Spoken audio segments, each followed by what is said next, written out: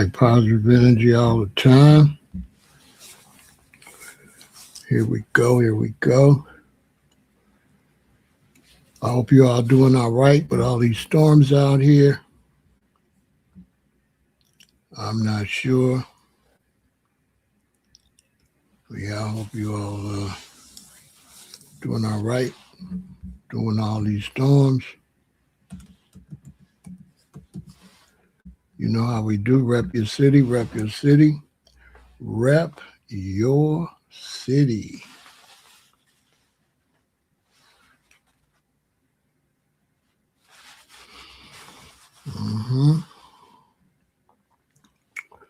Oh boy, so here we go with one of those.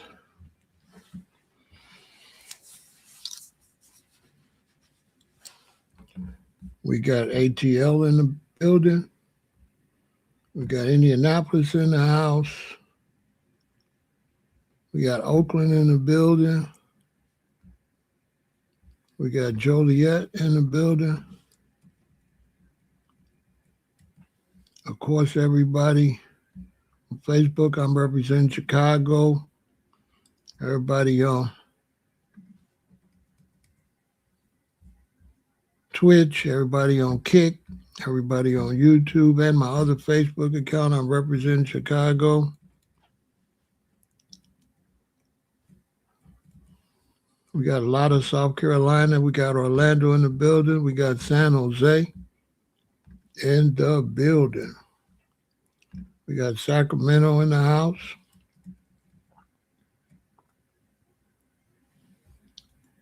We got Philadelphia in the building, Indianapolis in the building.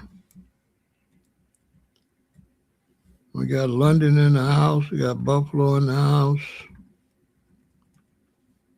We got Fresno in the building. Yes, indeed.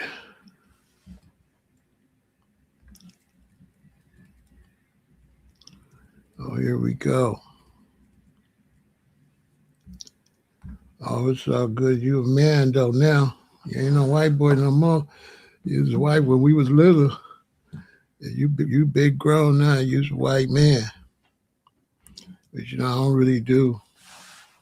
don't do race. I don't do all that. It's just, I got a lot of friends in a lot of places. So, yeah, I don't care nothing about race. Race for me is just a social situation we have to deal with, not a personal situation.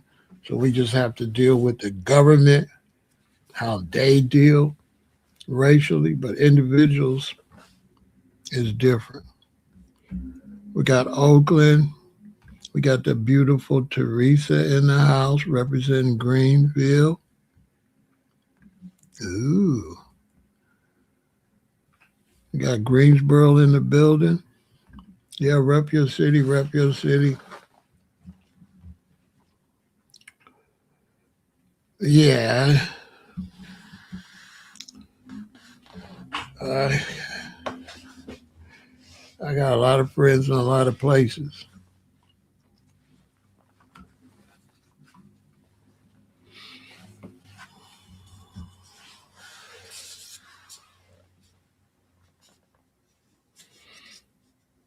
Yeah, I got a lot of friends in a lot of places, and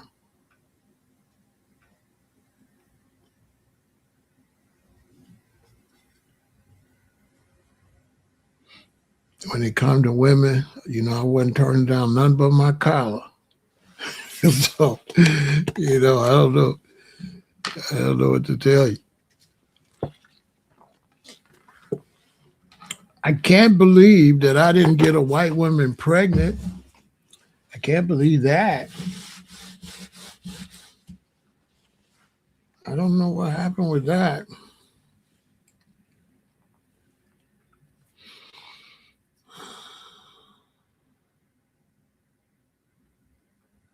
I don't know. I don't know what happened. I'm supposed to have all kind of babies.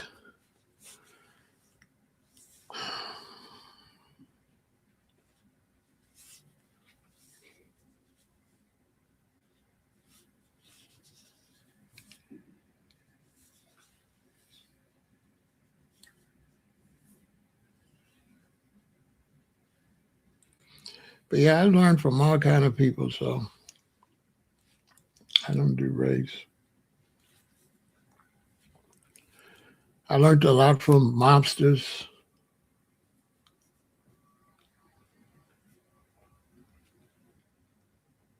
They taught me a lot.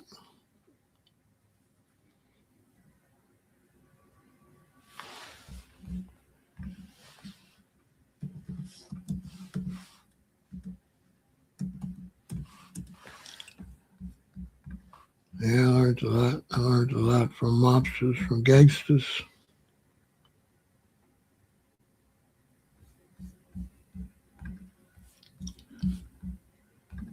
From a lot of gangsters from Croatia.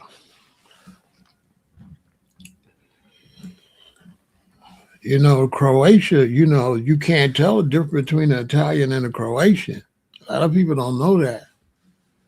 So I was around some gangsters. They was Croatian and Italians, but mostly Croatian. But you would never know because Croatia is right there.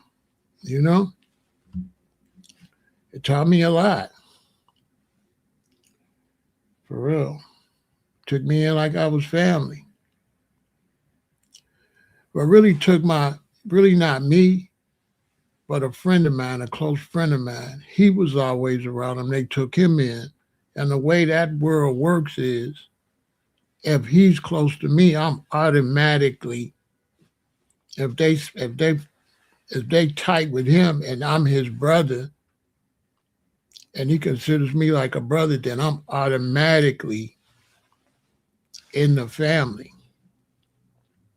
It kind of ties in with this because the gangster told me, a Croatian gangster, to sit around a table, him and a couple of Italians, and they said to me and my boy, they said, let me tell you guys something.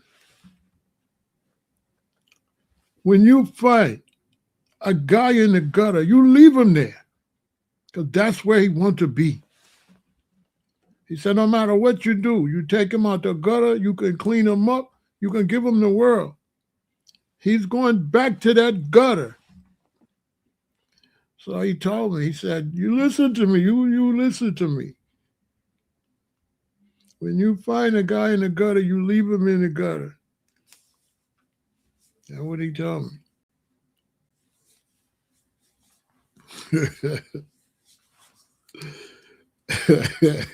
I used to go hard.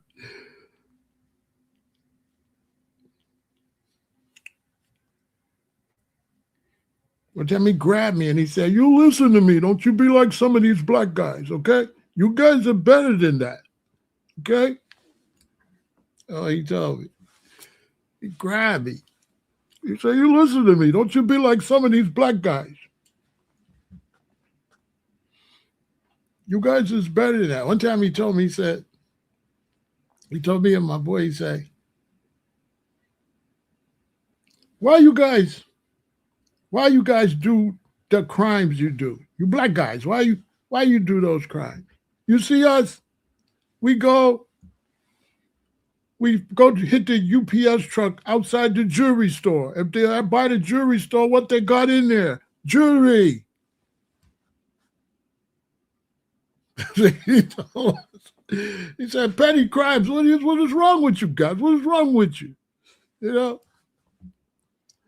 He said, hit the UPS truck out in the jewelry district. Say right there on Wabash, right there under the L track, the jewelry district, right? Okay, what do you think is in all those trunks? Yeah, we started out hard. Nobody gave us nothing. We was hijacking the candy bar trucks and go in the neighborhood and sell the candy bars. We was kids. We take the Milky Way truck or the Payday truck. And when the man go in the store, we run there and snatch a whole bunch of his candy and run. And we go sell candy. He's a little boy. We was poor. He said we was poor. That's he told me. He said we was poor. That was cool. Yeah, I hated it when he passed away. It was cool. I used to just go in there and sit and listen.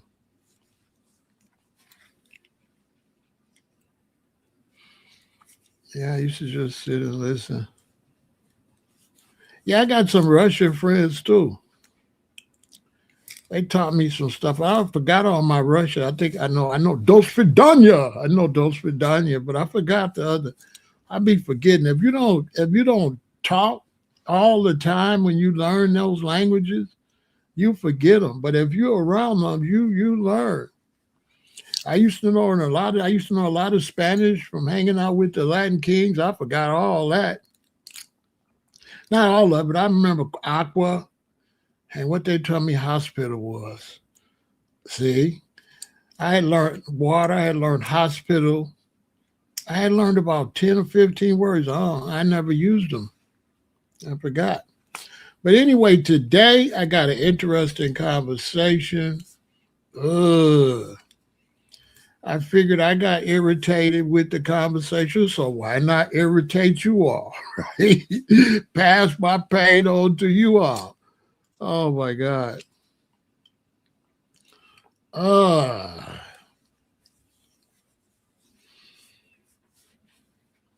there's nothing worse than fake friends.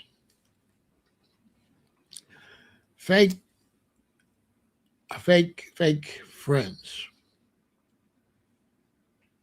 Nothing worse. You really got to watch who you be around. I'm telling you something. Some people think that if they hang around a bunch of people, you move up,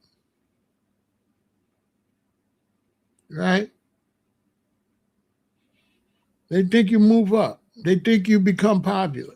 But the reality is, the more people you're around, the worse you do.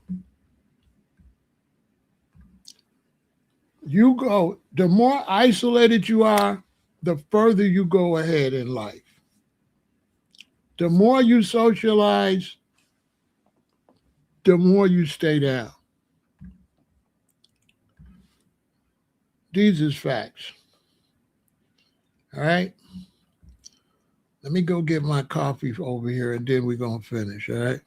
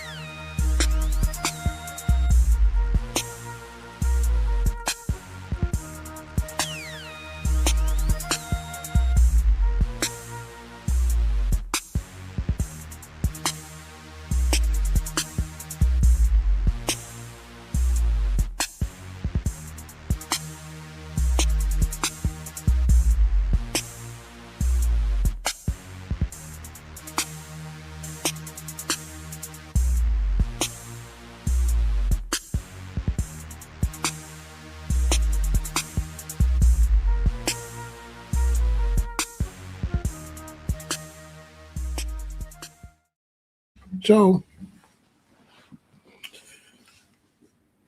young people, listen to me.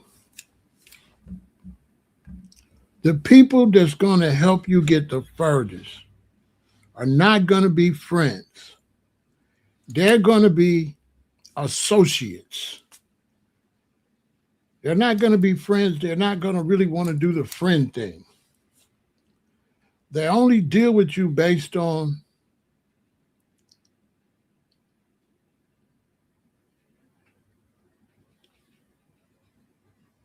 association. What are you into?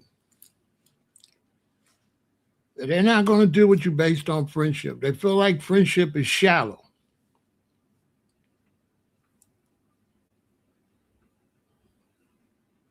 They don't do friends. They'll be your associate forever. But friend, no.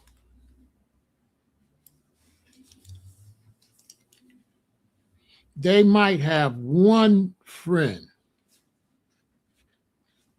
Most people that's really about something, they only deal with family. They've got enough friendship with their children, with their wife, with their brother, with their uncle. That's where they get their socializing and that's where they get that at. They get what you're trying to get from friends, they get that from family members.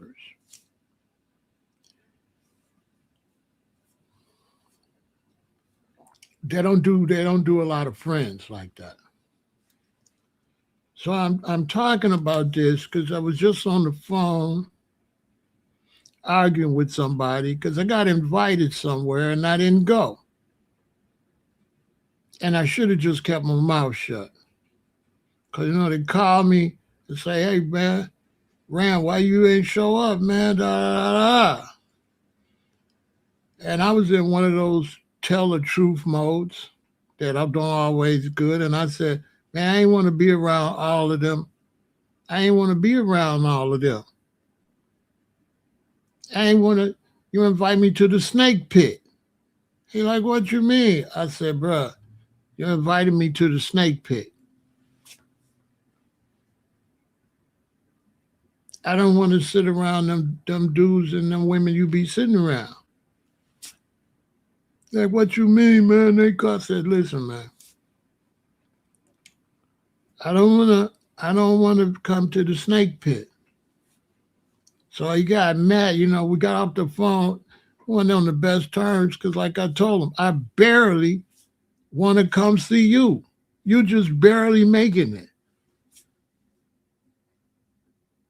He's like, what you mean by that? I mean, you barely worth coming around. You barely. I mess with you. That's why I would come around. But you ain't strong enough to pull nobody else around. You barely hanging on yourself. Like, oh man, I can't believe you said that. I don't know why you don't believe it. You can hear it good, can't you? I told him, I don't know why you don't believe it. Come on, man. I'm not hanging around all them weirdos you hanging around. I'm not hanging around now. So they like, man, I invite you, man, to this function. I had to ask myself, all these years we hustle together. Have I ever been around?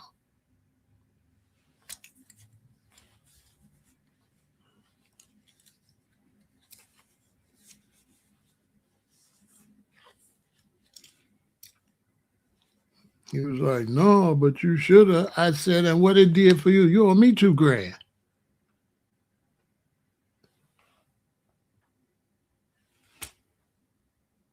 Why none of them didn't have it? You stupid for being around them.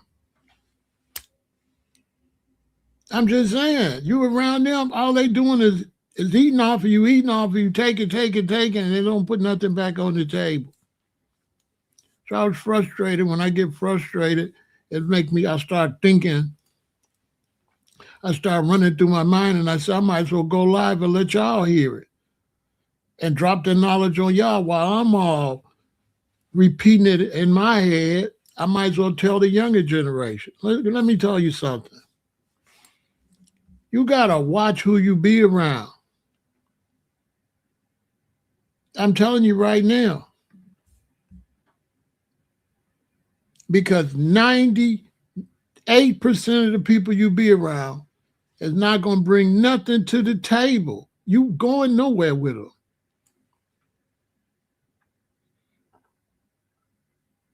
I mean, since the 90s, you can't even put a band together and keep a band together.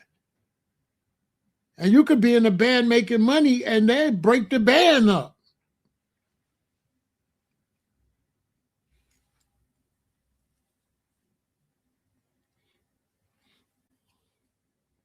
Nobody don't want to deal with you unless you got something to offer. You either got to have money or you make them look good by you being around. They want you there like an ornament.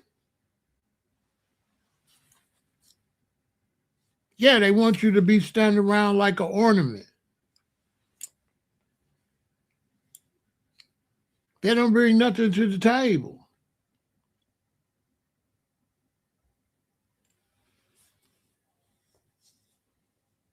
And then with a lot of people you're around,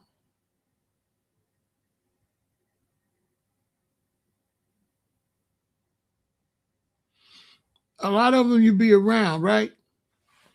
Yeah, you got a good point. They'll tell you about yourself, but not always. Because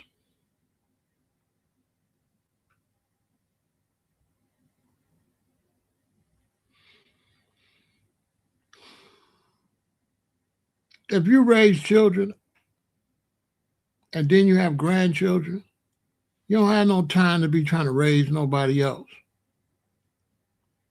That's what people ain't got no children. They got time. I got 3 sons and 3 daughters. I got grandchildren. All knowledge go in their direction. If you come around me and you ain't got yourself together, you'll never know because I'm not telling you nothing. I'm not telling you. I'm not telling you. Because we live in a world, I respect what you said, but we live in a world that when you do tell them that, you say they're going to drop you if you don't approve. You're going to have to drop them because they're not going to listen. They're not going to listen. You're just wasting your breath. You're just wasting your breath. Young people, you better watch who you hang around, especially you men. You got to watch who you hang around. I'm telling you straight up. Now, I'm going to give you young people some game how you could tell you're around the wrong person. 1, if they always correcting you, if they always correcting you, even when I'm on this live, I have people come and watch me. And I notice they don't ever say nothing until it's time they feel to correct me. Now, when somebody correct me, that'd be good because I might want to know that information. So if I say, oh, it's called this, and you say, no, it's called that, I'll be like, oh, yeah, I appreciate that because I might have said the wrong thing. But what happens is when time go by, I don't hear you say nothing else. Then later you corrected me again. And later you keep, every time you say something, you're trying to improve my conversation. Now, you're not saying nothing on your own. It's always like you're trying to straighten me out. See somebody like that? That's a hater. That's a hater. They're not really interested in you knowing anything, right? They trying to stun on you. They're never listening to anything you're saying. All they're listening for is something wrong. And they'll sit there and you can say 10,000 things right. And they're not interested in that. They're not listening to nothing you say. They're only listening for something wrong. That's how you know they don't like you.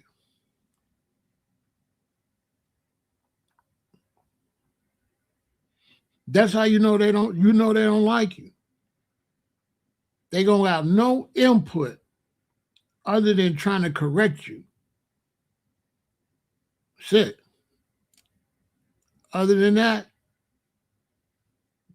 they don't have nothing to say.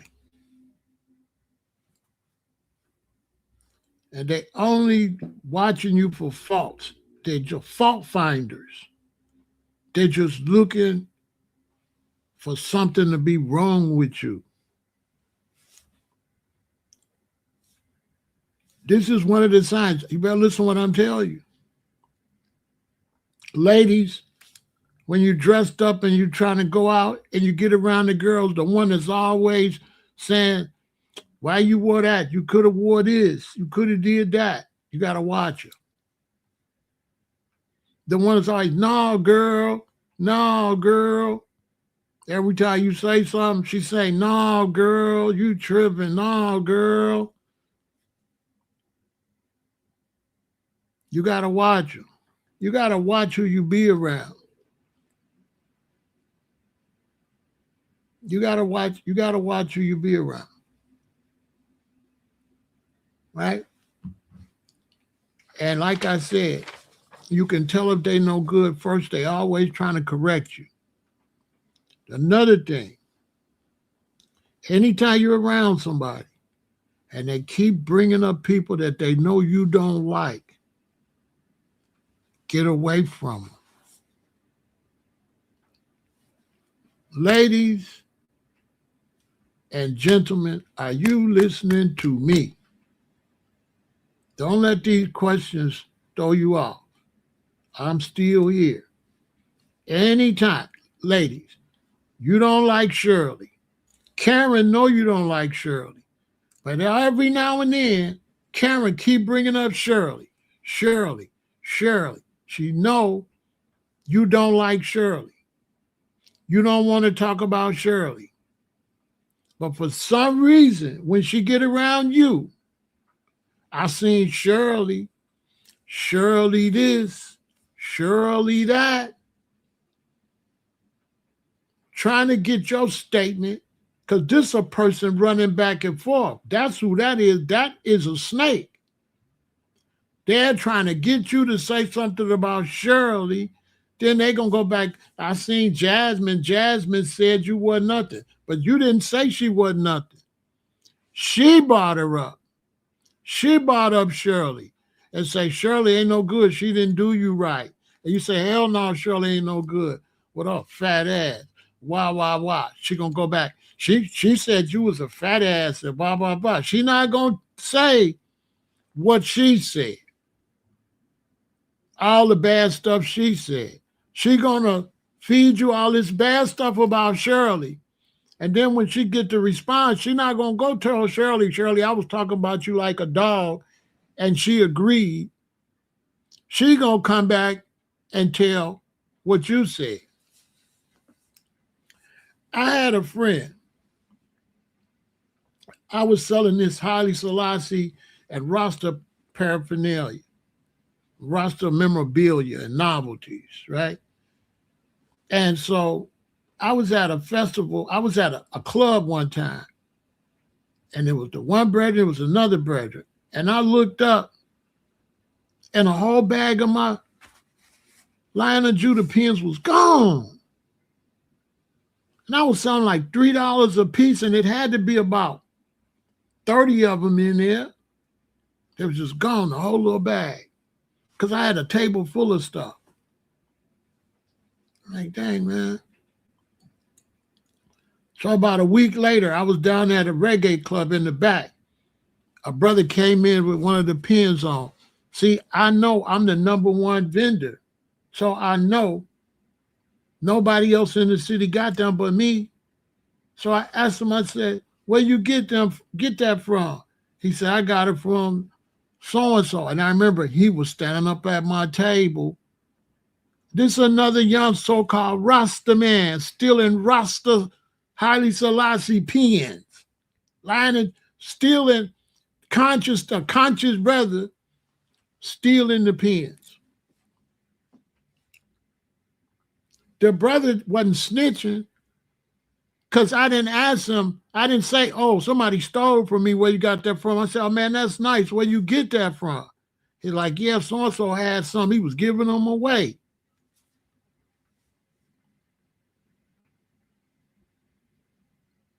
Right? So I ain't going to go through what happened. I had to. That's why I be having to change clothes. You know what I'm saying?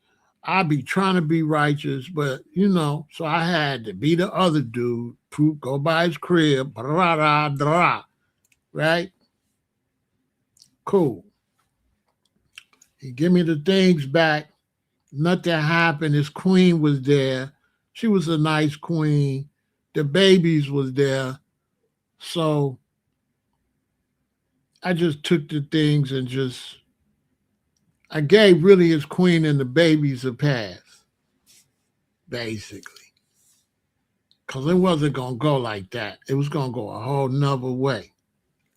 My point I'm making is the other brother that was there with me, I told him, hey man, dude, it took my stuff because he was there when I found out who had them. So I told him I went and got my stuff, Hey, April, right?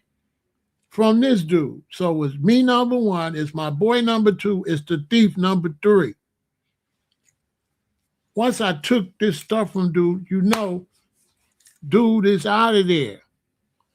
So now my boy number two, every time I'm talking to him, he keep bringing up the dude that stole from me.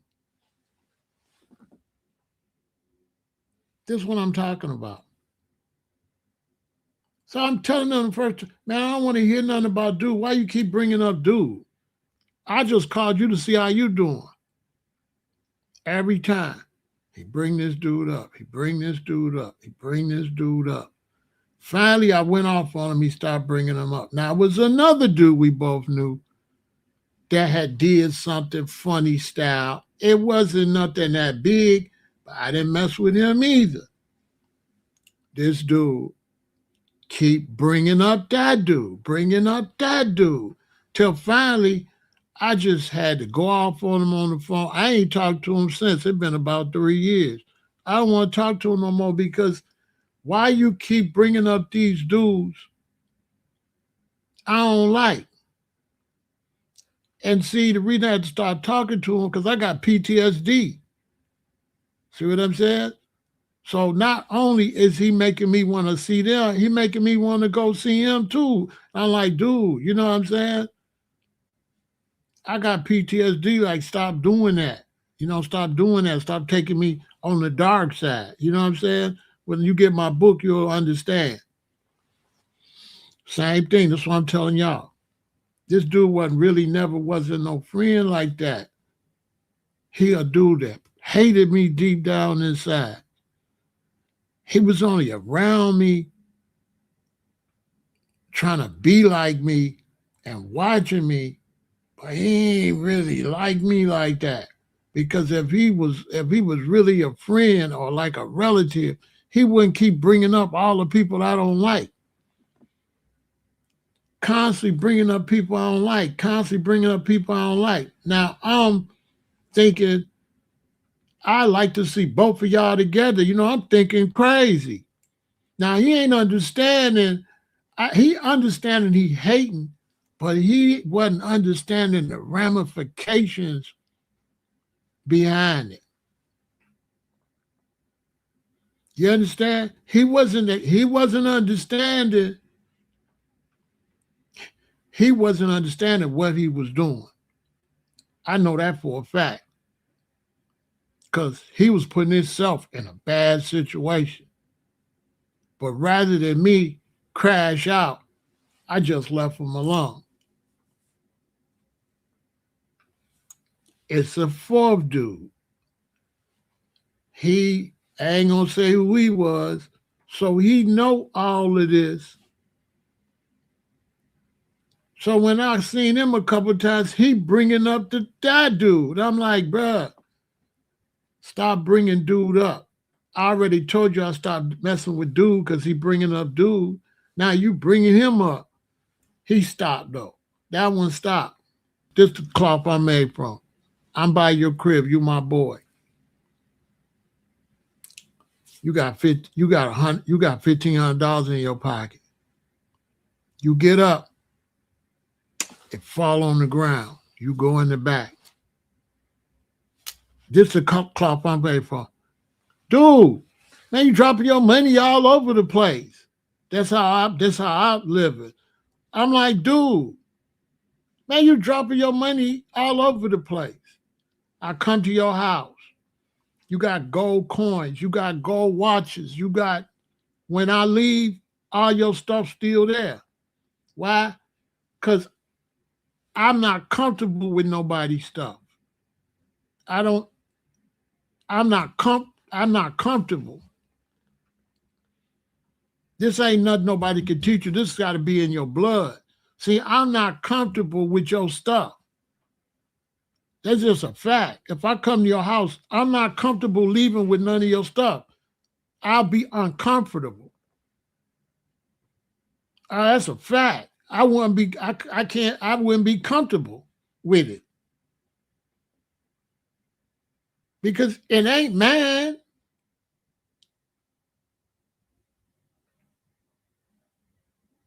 It ain't mine. One time we was young, I had a pipe. I was over my friend's house. We was in high school. I was in his car, whatever. And then when I got out, like, where my pipe? So I called him. I said, man, did I leave my pipe with you? And he like, no. I said, you sure I ain't leave it? I said, dang, man, I lost my pipe. He like, you did? So one day, I used to go to the park over by his house, Perry Park, right there. So y'all know I ain't lying. Perry Park in Chatham, right? The next street is Cottage Grove. So I'm parked in my car right here at the park. And there's a car right here. And he pulls up in his car on the next car, so he can't see my car. And I look from that car through the car in the middle of him. He smoking my pipe. He don't even know I'm sitting there. I get out, knock on the window. Man, give me my pipe. So from that time, I ain't really messed with dude.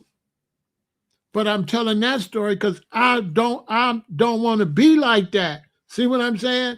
He did something that he got to hide. Man, I'm not going through all that. I don't want to take nothing from you. Now, I got to look for you. You know what I'm saying?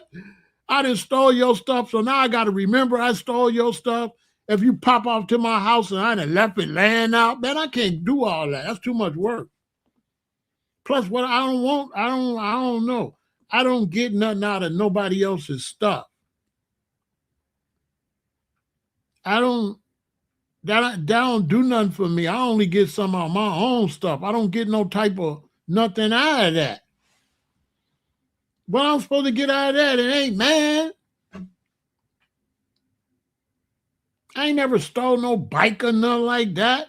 Jump on nobody's bike. I want my own bike. What the hell I want to ride somebody else's bike?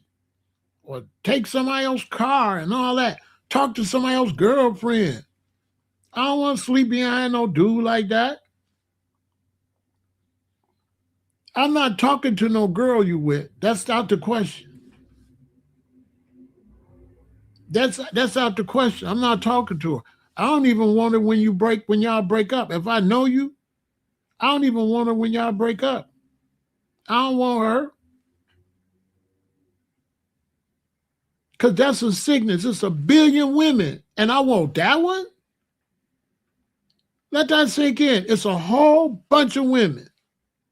And out of all the women I could talk to, I'm going to talk to one of my friends' ex. How that make any sense?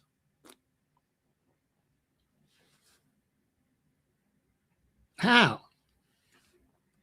So that's why you got to be careful who you be around.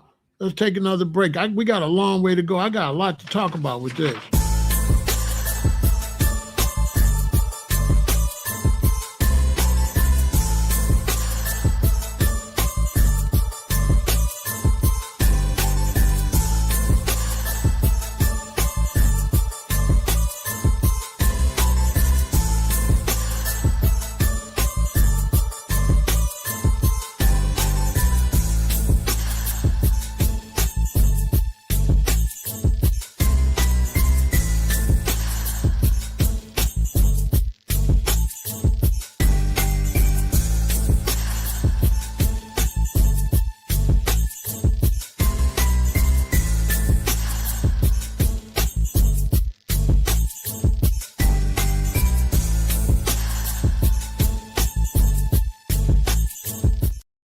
You know, one time I was in a relationship with a queen. It was a young relationship, but we was tight. We was, a couple right away. And she had a friend that lived over where she lived. They used to come by and see her. And so now The friend know I'm over there all the time. So after so long, the friend come by with some shorts with a whole butt out and like a top where you could see everything. I was offended. My queen was furious. Real talk. But afterwards, she kept on dealing with that lady. Now that lady gonna burn her. She gonna learn the hard way. If she ain't burnt her already, I don't know. I don't keep up with her. But this is the difference for stand-up. I thought that was tasteless. And then I was insulted because what am I? What you think I am? You really think I would talk to you? Are you serious? You trying to snake my woman and you think I like you? You a snake. Plus, I don't want to meet no woman through no woman. I like to meet my woman out there on her own. I don't want to meet no woman because of no other woman. All that's weirdo behavior. That's loser behavior. Ladies, when you talking to a dude and you see him smiling and grinning with your friend, this guy is a low life. You don't want to have no baby by him. You don't want to have no relationship by him. Cut him off. He's a scumbag. That's what he is. He's trifling. It's not no man. It's a little boy. That's somebody don't got nothing together. He can do nothing for you. He's got no morals. He got no principle. He's not a king. That's not a king. That's a buster. Soon as you see that type of behavior, ladies, cut him off. Because in this world, you're surrounded by losers. I'm telling you. I'm telling you. And when a person's negative and you accept it, bad things gonna happen to you. I'm telling you. When you see a person as a lowlight and you go get next to them, bad things happen. Here in this city of Chicago, young women is being unalived left and right, children too. You know why? Because she loved Tyrone. And Tyrone is a scumbag gangbanger. And she be getting in the car with him. And they all on TV everywhere telling these young girls, stop running around with them dudes. One dude, he went and he shot up a block, took the car, went to his baby mama house, picked up his little girl to take her to McDonald's. The dudes found him at the McDonald's, sprayed the car, the little baby got unalive.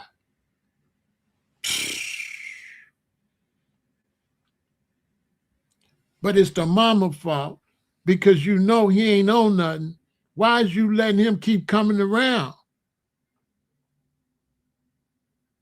Why?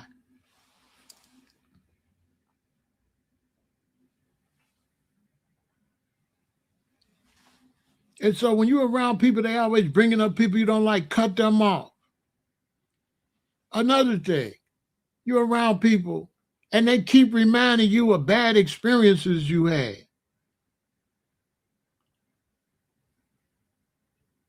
They keep bringing up the bad experience. That's your friend. They know you had a bad experience, right? And they keep bringing up, man, I'll never forget that time, man. You lost your wallet or whatever it is. It could be worse than that. And they just constantly bring that up.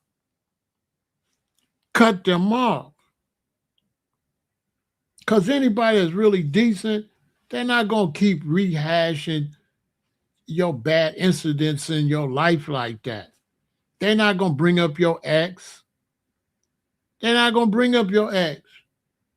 You broke up with Sharon. Y'all had a baby. Y'all was together 5 years. You broke up. I get with you. What's Sharon been doing? You talk to Sharon? That kind of weirdo stuff. And I'm not bringing Sharon up. Now, if he bring her up, I'm going to just be an ear to listen. I don't got no statement. I'll let my friend vent. Man, Sharon got the baby over there running around with some dude. All of this, man. Got my baby over there with him. She know I can't stand him. Me, as a real friend, I ain't going to say nothing. I don't got nothing to say. All I'm going to say is, yeah, man, that's messed up. Man, I feel you. Man, that's it. I'm not going to add to it. I'm not going to make him more angry. I'm not going to try to play it down. I'm going to just let him vent and just agree with his pain. Like, man, I feel you, man. I know how you feel, man.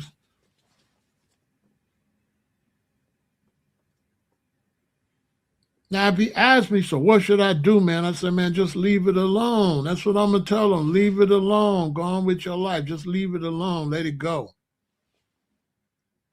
But I'm not finna, you know what I'm saying?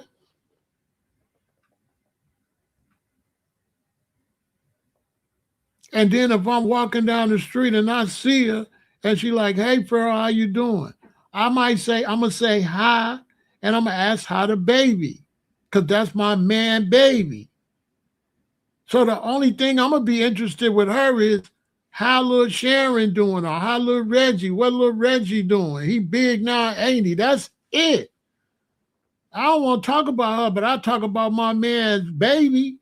So then when I see him, I say, man, I bumped into your ex, man. And I asked her about little Reggie. She said little Reggie playing baseball. That's it. But I'm not asking her nothing about her. Baby, go move around, move around. Move around. Don't even try to play me like that. Like, oh, It's too many women out here. Why I gotta try to holler at that one?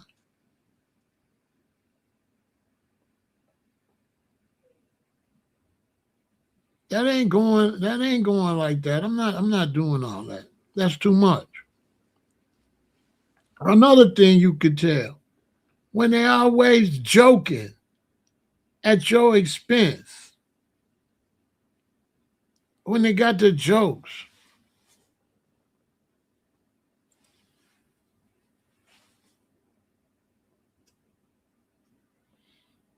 I always remember that time. You remember that time? Like they Michael Jackson.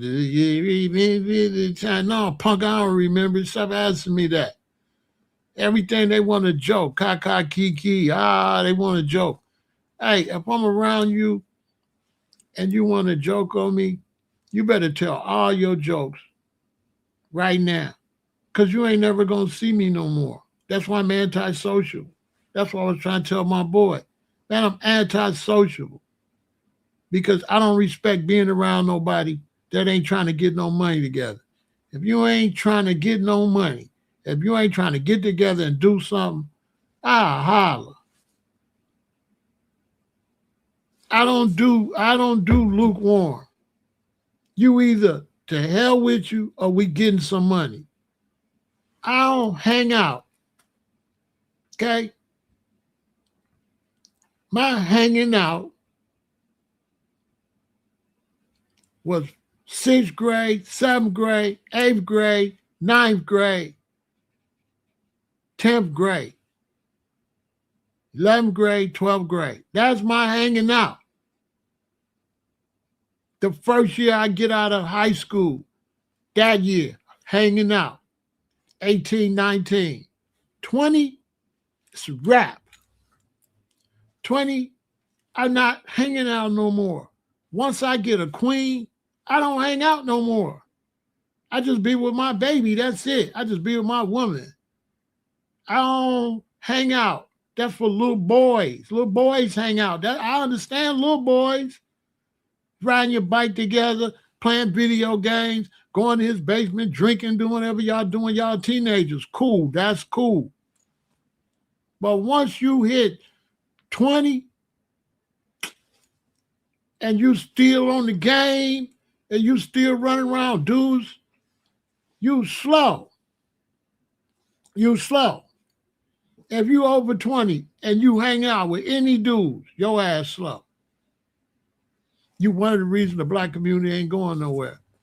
Because these brothers be in their 20s and 30s and they still be hanging out with a dude. Who do that? You didn't get that out your system in the 5th grade, 6th grade, 7th grade, 8th grade, 9th grade, 10th grade, 11th grade, 12th grade, the first year out of high school. You didn't get that out your system all them days. You still hanging out with dudes?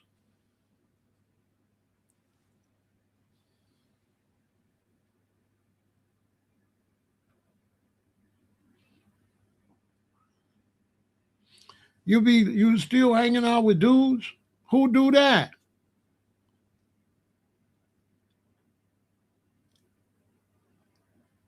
And y'all ain't getting no money? Like y'all hanging out, y'all didn't go take like a skill, y'all didn't both become electricians and start an electrician company?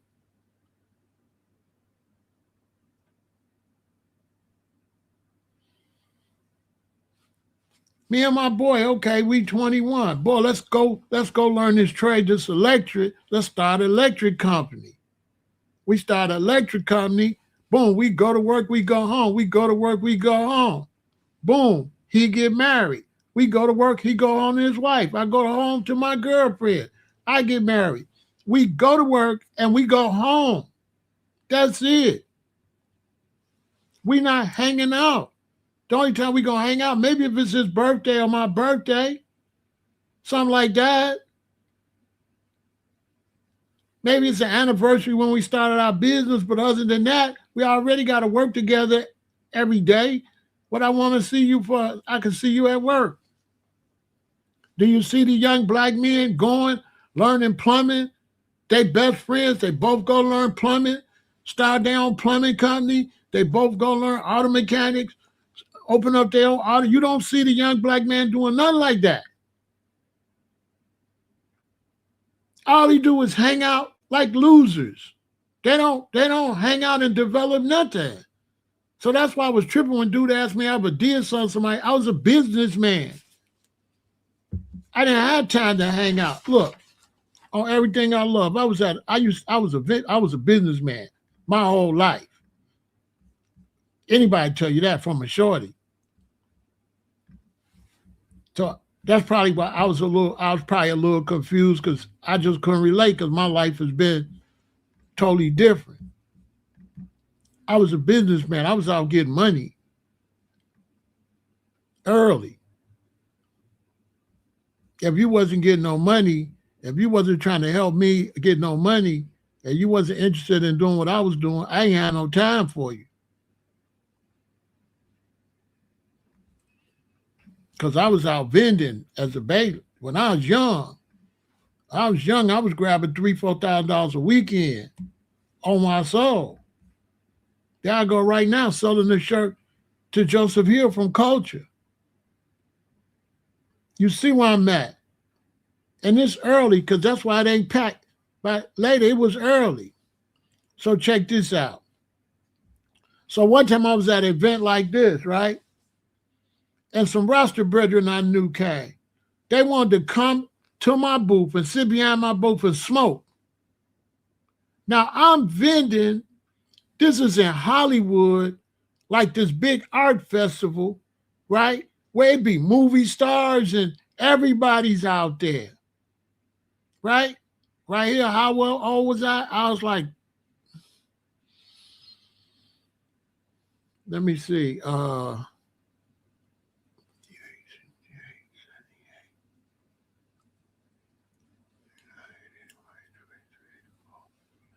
I was like 28 by the time I got to this picture, but I was doing that before then. This one I switched it out. I was doing incense before then. I had a big incense business.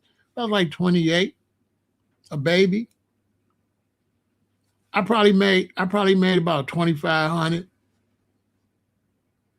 I probably made about 2,500, $3,000 that day. And this is in the 80s. That's a lot of money, right? But I was at an event, something like this. The brother wanted to come. He wanted to stand behind my thing and smoke and hang out and all that and run my customers away. None of them wanted to help me do this. None of them wanted to get shirts put up Because what it used to happen is real talk. I'm going to show you how the black man messed up. So I'm out here vending, right? Right? I'm out here vending. So I'm out here vending. So what happens is I'm in LA, it's reggae everywhere, right? Right? So I got to pick which show to go to. So I might go to Burning Spear. Now I can't go to Steel Pulse. Now I might make 25 at Burning Spear. I might have could have made 4,000 at Steel Pulse. Now I got somebody asking me what's wrong with hanging out. I'm gonna tell them right now, because I couldn't get nobody. Somebody like him would want to hang out, but I couldn't get him to get together and have another crew so we can have a crew at the Steel Pulse show, a crew at the Burning Spear show, right? Say this one get 3, this one get 4. That's 7. We could put it in the bank. We could split it right down the middle. That way, whoever got the biggest show don't lose. We catch both shows, right? Let me ask you something. When I hang out, if I go right now and I hang out for 4 hours, do they stop collecting this electric bill? What about your mortgage or your rent? When you divide your mortgage and your rent by 30 days, if you hang out one day, do they take a day off your mortgage because you wasn't home, or do the money stop? When you hanging out, do what you owe go away? Your car note, your car insurance, your phone bill, do any of that stop and say, okay, stop.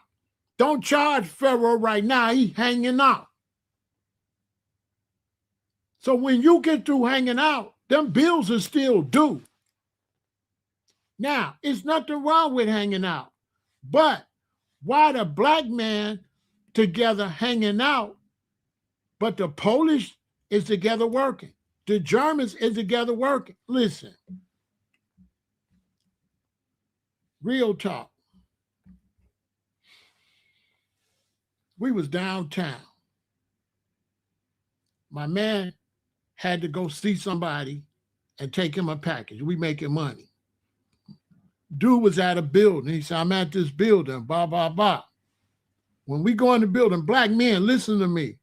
When we go in the building, he said, where you at? He said, I'm over here at the elevator shaft. So we went to the elevator shaft. When we went to the elevator, dude and his boy, 2 white dudes, I think they was Polish, they was fixing the elevator in this brand new building.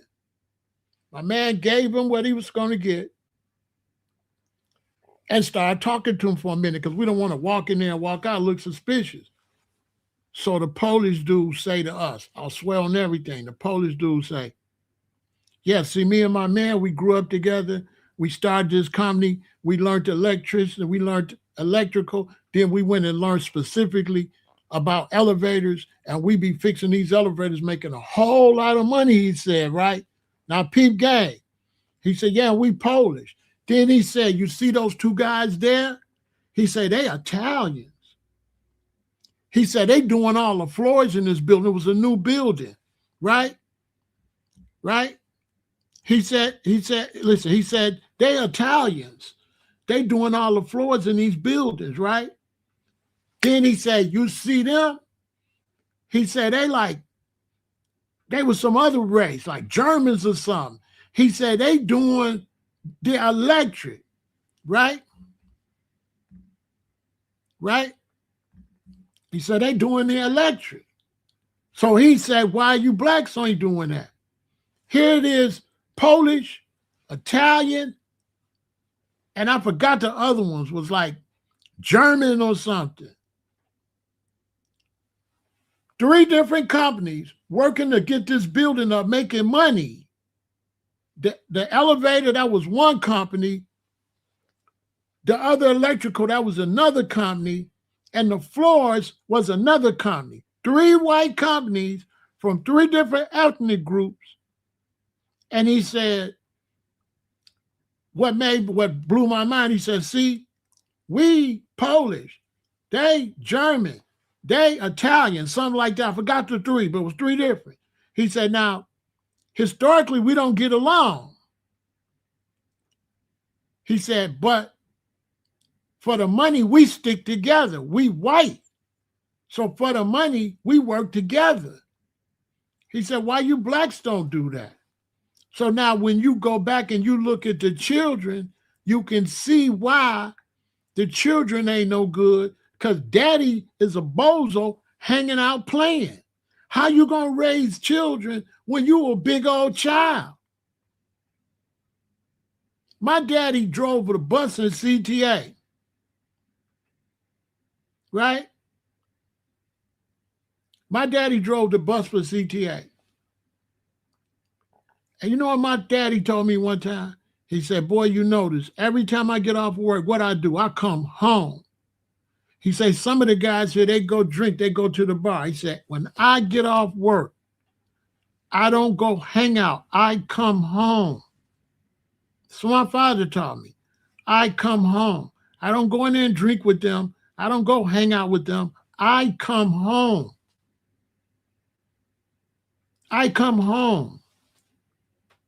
You know who my daddy hung out with? My mother, me, and my sister. That's who my daddy hung out with.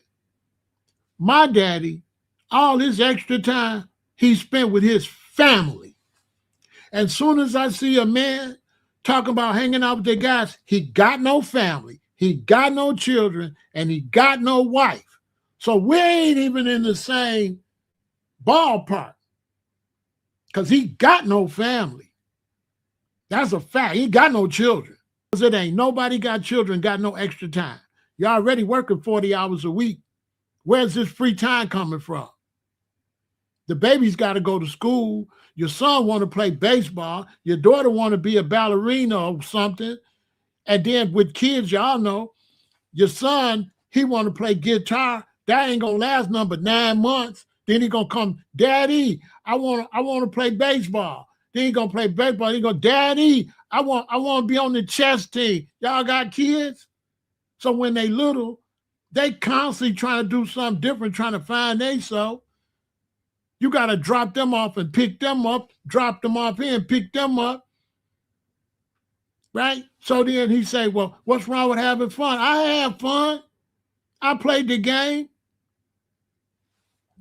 I played the game. I played the game. I could play the game better than y'all. Facts.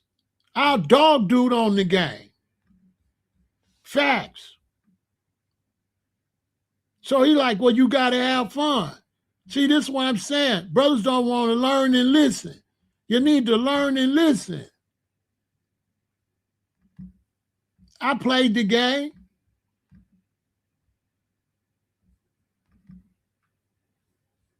I played the game.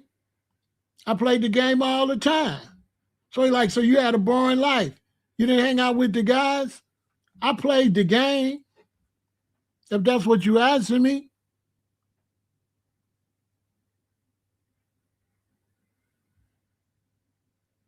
I played the game.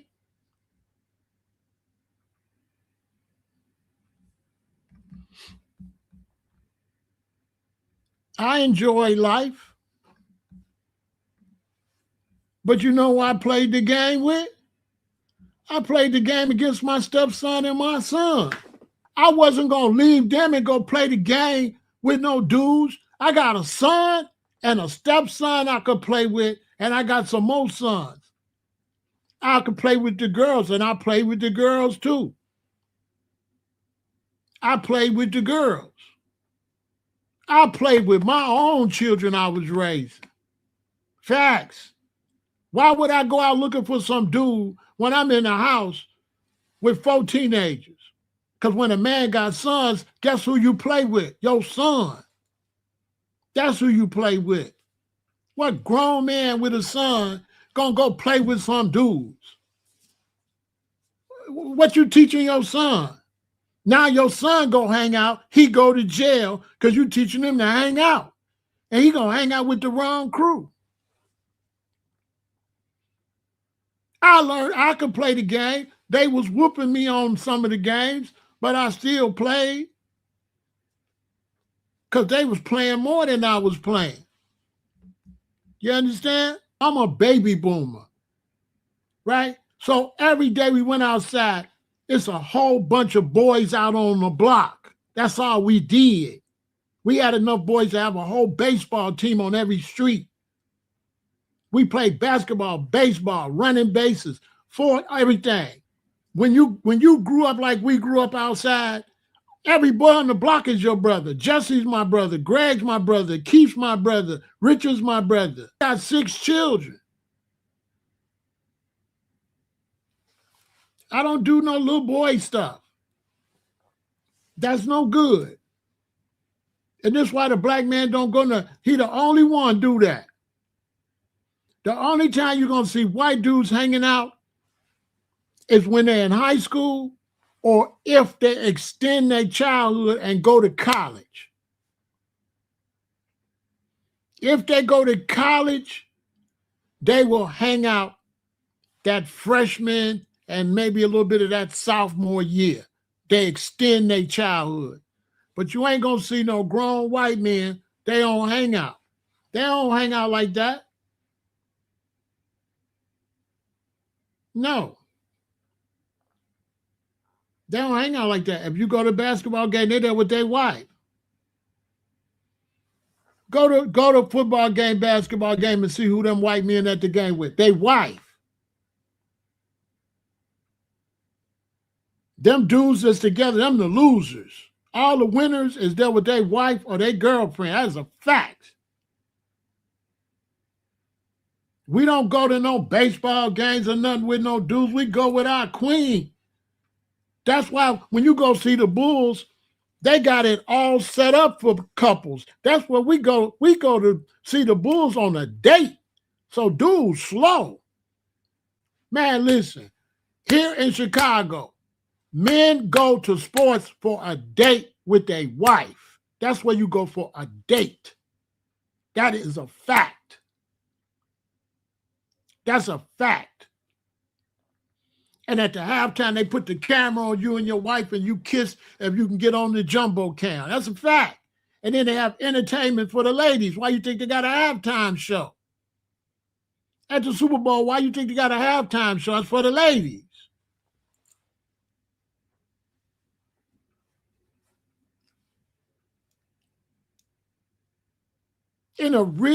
With a black man, when a big sports something come on, that's for the ladies too. When a fight come on, she cooked. We had the food. She like, baby, you finna watch the fight. The women get in where they fit in, try to make sure that she can make the food and everything. She try to see what she can do to watch the fight. Am I lying? In the black community, when we watch the fight, our women is there watching the fight with us. There don't be no bunch of dudes. You can't, listen, you cannot be in a relationship and leave your wife and go to no fight. She gonna break up with you. Because she gonna be like, why you ain't take me? Ain't no wife gonna stay with you. You went to the fight. You took Richard. You went with Richard to the fight. You ain't take your wife to the fight. The whole idea is going to the fight. You go to Vegas. You go see the fight. You go to the casinos. You get a nice hotel room. You make a whole weekend out of it. You take your wife. Don't know grown man. We don't hang out with no dudes. We don't. And the only time you're going to really see dudes hang out a lot is if them and their wives get along. If me and my boy and his wife and my wife is good friends, yeah, then I'll be around him more because the wives like each other, period. Other than that, no, we don't hang out with no dudes. And when I'm single, I've been single too. When I'm single, I don't hang out with no dudes. All my spare time, I'm trying to get up in something. Period. Period. Period. I didn't get 6 kids because I hang out with dudes. I got 6 kids because I've been up in stuff. Okay? That's what I do on my spare time. I like women. I don't like dudes. Dudes is cool, but when you're around real men, they ain't got time and you ain't got time. My boys, we barely talk. Listen, when you're around real men, it ain't that you're ignoring your boy. He busy. See, when we grow and we start being men, we don't have a lot of time for each other no more. I give you an example. Me and my boy, we around college age. He meet a girl named Sheila. He fall in love with Sheila. He ain't calling me like that no more. And he really don't want me calling over there with him and Sheila like that. You can't call when your boy fall in love and he get a queen, you back up. This is fact. This is real black life. White too. You back up. He got a queen right now. You back up. If you don't back up, he gonna back you up. If he don't back you up, she gonna leave. She gonna leave. Because she ain't gonna compete with no dude. And she ain't want no dude keep calling y'all house. This started happening to us around 20. Like it started happening to me like my senior year. When I got my senior year and then I had got a girlfriend, I wasn't around them too much no more. As soon as we got out, the first year she went to pharmacy school in St. Louis. I was going to music college and stuff like that. The second year, we got an apartment. Boom. We got an apartment. I was like 19. She was like 17. We got an apartment. Facts. Did I have dudes over there? No. No, I ain't had no dudes over there. Because right away, I got an apartment. Me and my girl. Straight out of high school. There go the picture right there. I worked at Exchange Place, Stock Exchange, and she worked at Merrill Lynch or Payne Weber. One, I always get them mixed up. They right across the street. I was on some grown man stuff. I'm 19. She like 17. Back then, they would hire you. Do I look like I was hanging out with dudes? No, we had our own apartment, had our own car. We worked downtown in the business district on LaSalle Street where the money's at. I was doing grown man. I was a grown man at 19. Now, my best friend was Richard. He'll say, well, why you weren't hanging out with Richard? Richard was in Texas. That's why I say dudes be lame. Richard was in Texas. He went to college. Usually, once we get out of high school, everybody go off to college. They go to different places. You ain't around no more like that, like little kids. The only people around is losers. The winners are gone. So if he say he hanging out with his boys, all 3 of them is losers. If it's him and 2 dudes, all 3 of them is losers. Because anybody that start getting a life together, they're not doing that no more. Paul getting married. This one got a job in another state. Your friends you grew up with, they be gone if they real adults. Real adult men be gone. That's this new young generation. Be bums, still going back and forth to their mama house and all that. I don't come from that generation. I come from the generation, as soon as we get out of high school, we gone. We grown. Do I hang out with the boys? I'm a man. I'm trying to have some boys. I ain't trying to hang out with no boys. Boys is my sons or my nephews is boys. I'm a grown-ass man. Yeah, they be in their 20s still thinking they teens. They want the new sneakers. They immature. They immature. So the women their age get with men like 30, 35, like that. They don't want them. All the girls his age, they want to, I could pull them straight up. Girls his age, they'll marry me because there ain't nobody else worth marrying. Everybody her age. First off, girls are a little bit more mature than men anyway, right? So girls mature faster. So imagine if the girls mature a little bit faster and the boys is maturing slower than they was. They ain't no match. They like 15 years behind the girls, right? So now that's my man. I'm trying to help him out, right? I got love for him. Don't get me wrong, but I'm teaching off of him. So if he get with a queen, right, and she see him hanging out with the boys, she ain't gonna like him. That's why he can't get one. She ain't gonna like him. If he get with a woman his same age, he's 23 and she's 23, her mindset gonna be like 28.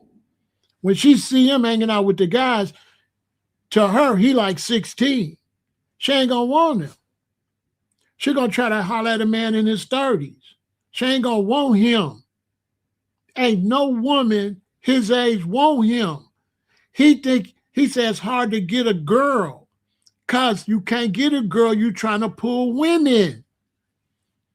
You can't get no young woman because you looking for a girl. And they grown as women.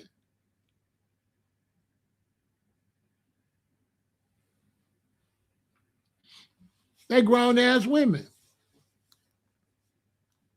Because naturally, when we get, like I said, we start separating from the guys when we get around 18, we start separating. The last year we hang around dudes is 19 years old. That's a fact. If you a young man and you still hanging around a bunch of dudes and you older than 19, you something you mentally behind. Naturally, I'm talking about naturally in nature, we stop hanging around dudes a lot between 18 and 20. That's a fact. We been got that out of our system. We ain't doing no more sixth grade. So we did all that sixth grade, seventh grade, eighth grade, ninth grade, 10th grade, 11th grade, 12th. We did that. Who keep doing that? 21, 24, 25, still doing high school stuff. That's high school. Don't know grown ass man. And let me tell you something. If a young man, if he still want to hang out with the boys, he ain't gonna be getting no money. His money gonna be messed up too. He ain't gonna be about no money. He ain't about no money. Because when dudes is getting money, a lot of times they don't even want no woman. They don't want nobody around. So when a young dude want that money and he got that hunger for that money and that success, he ain't definitely been around no dudes. And he ain't gonna be around just any woman. She gonna have to be about that bread, right? Because once they want to get that money, they're not doing no plan. See, when you're a grown man and you working, you trying to work, rest, work, rest, work, rest. You ain't trying to do no plan. And what they call plan, what you call it is resetting and enjoying some of the fruits of your labor. We don't call it plan. So now when we go to a dinner or something like that, we enjoying our reward. When we buy a nice car, we not buying it to show off. We want to enjoy our reward. We say, I worked this hard, I want this. We don't play never no more. So the only time we get to play is when we have children. That's why you got to have children. So the only time my daddy got to play is with me. So he'll come and beat me in ping pong, or he'll come beat me in pool. He'll come do something with me to get a little bit of that action as a young person. Other than that, though, when he on the block, he's standing there talking to Smitty, his best friend. They talking grown man talk. Yeah, I'm going to put some more sod down in front of that house. That sod going bad. Who did your sod, Smitty? That's the type of stuff they talking about. Oh, man, I just think I'm going to trade my car in. I didn't have that Cadillac 3 years. I think that's type of stuff they standing on the block talking. Big man talk. They ain't doing no cockeyed and kikiing. And you ain't never seen my daddy at Mrs. Smith house, and they live right down the block. You never seen my daddy inside of Mrs. Smith house maybe once a year. And you never seen Mr. Smith inside of our house more than once a year. And they was best friends before I was born. They only talk to each other. They catch each other outside. He see him outside. He'll walk down there and talk to him. As far as going to Mr. and Mrs. Smith house and my daddy going in their house when Mr. Smith and Mrs. Smith is raising them children, that was a violation back then. Because your best friend, he got a job. He got 5 children and a wife. You ain't going in there intruding with what that family got going on.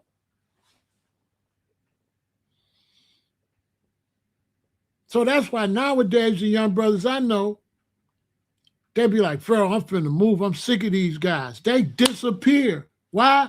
Because they don't want you coming to their house. They don't want you coming. The mature, because it's some mature young guys. As soon as they get up and they get married, have a child, they move. They move. The ones that was in O Block, when I did live in O Block, and some of the shorts I used to be talking to, they like went and made some out themselves. Soon as they got they woman and she got pregnant, they moved. And them dudes were never seeing them no more. They was not coming over there visiting them dudes. They come over there visit their mama. That's it. Because once you get a baby and a wife and you trying to build, you ain't doing no kiddie shit. And then being around dudes that ain't upward and mobile, it mess up your hustle. They take your hustle down. You with some losers. And birds of a feather flock together. You understand? And then what I'm trying to tell dude is, he say he hang around his friends, I guarantee you, they gonna snake him. Watch. I hope he be man enough to come back in a year or so and say, Pharaoh, one of the dudes I was around snaked me. They gonna snake him. Ain't they gonna snake him? Hey, listen, what's his name? Listen, this is real talk. Devon. When Devon do meet a woman he really like, one of them dudes he be around gonna try to talk to her. Am I lying? If he bring her around them dudes, one of them dudes is gonna try to mess his relationship up or gonna try to pull her. Am I lying? Am I lying? Am I lying? One of his friends is gonna try to sleep with her. Am I lying? Gonna break his, and she might sleep with him too. She might sleep with him because when she see that he like dude this much, and if any way he putting dude over him, she gonna look at the other dude like, well, he the man, you ain't shit. I'm gonna go be with the man. Listen, if Devon is upholding one of his friends like he's so great, and he get with a woman, and she see he on this dude's nizzles, she gonna go for the dude he look up to. The dude he running behind, she gonna go sleep with him. And then, listen, on everything I love, it go like this. Devon with his woman, he got a girlfriend. Dude and them call him, he go run around with dude. with his girlfriend. They call me, run around dude, run around dude. Now, when dude pull the girl, dude ain't gonna call him. When dude get a woman, they not gonna come back around him. You see it with women all the time. You got a woman. You and her hanging out. All the time, Sherry calling y'all house. Sherry calling, Sherry calling, Sherry calling. She on the phone with Sherry. She go want to hang out with Sherry. She want to do this with Sherry. One day, Sherry find a dude and fall in love. Sherry don't call no more. And when she calls Sherry, and she say, Sherry, what you doing? You gonna hang out? No, Dave this and Dave that and Dave that. Sherry ain't fucking with her. Am I lying? Sherry gonna run behind your woman all the time while Sherry's single. But when Sherry find a man and fall in love, she is not gonna hang out with your girl no more. Am I lying? She gonna spin her. Now she'll leave her man to hang out with Sherry, but Sherry is not gonna leave her man to hang out with her. Am I lying? Am I lying? Soon as Sherry get a man, she gonna throw your woman to the curb. Am I lying? Soon as Sherry get a man, she not gonna hang out with her the way she left her man. The way she left her man to hang out with Sherry, Sherry not finna leave her man to hang out with her. Am I lying? Put it in the chat. First off, when you get older, you don't got no homies. You don't got no homies. Because here's the thing. I'm glad you said that. The reason you don't have no homies, because there ain't no homies. The reason these young dudes, ladies, be in their homies' face, because them and the homies is some busters. See, in the real world, there ain't no homies to be in your girl face. Your homies ain't messing with you like that. That's what I'm trying to teach the young brothers. In the real world, your boys ain't coming around you. He with his wife. So the fact that you got homies to be in your girl's face mean you immature and your crowd is immature. Because when a mature crowd, your boys got a wife already, got a girl already. He don't give a damn about your girl.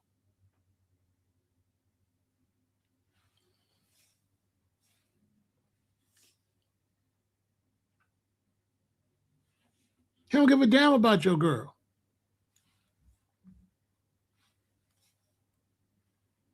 I'm telling you, when you around dudes, the regular men, they not around you. He got children. His wife pregnant. Just had little John John. He love little John John. It's him and his wife and John John. They're having babies. They're not like these new weirdos. They ain't even having no babies. So that's why they can't understand love and relationship. They ain't got no babies. They be 30, 40 years old, no children. Trying to talk to me about a relationship with no babies. Ain't got no babies. In a real relationship, your boy gonna get with Sharon, she gonna get pregnant, and it's bye-bye. He with his baby in there, you're not gonna see dude like that. In a normal situation, your boys is busy. You don't got no free boys. So that's the part throwing me off. The fact these young dudes keep talking about their boys just show they really are boys. Because why is your homies free like that? They ain't got nobody either.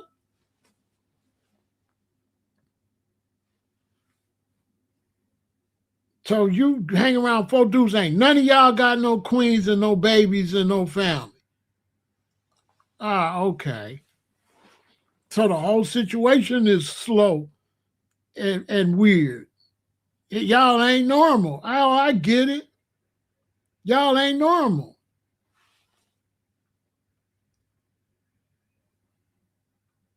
They ain't normal.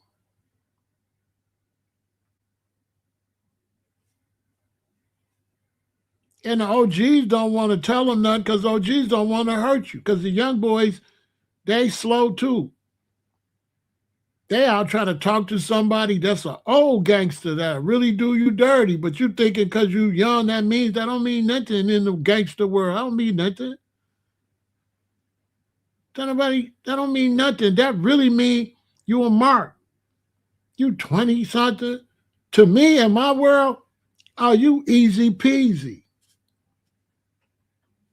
You ain't nobody. You see how they got the young boys thinking they savages? No, they know they not. Y'all kitty cats. Y'all not that. Y'all not that.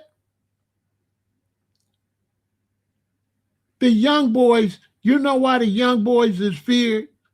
Because they mentally slow. And they'll crash out and go to prison for 30 years. That's why everybody don't want to be around. Who want to be around somebody that going to throw their life away? It ain't because they tough. It's because they stupid. That's why everybody avoid them. Not because you young boys y'all stupid. Y'all not tough like y'all ain't built like that. Don't nobody want to go to jail doing y'all dirty though, but y'all not really like that at all. Y'all can't fight. Y'all can't do the other thing either. Y'all really ain't nothing, to be honest with you.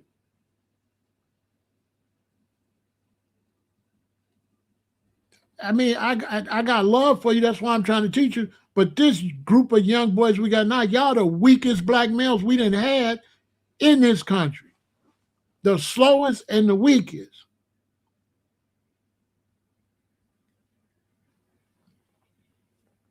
In this country. Ain't tough at all. Just don't nobody want to go to prison messing with you. So all the older brothers just stay out your way.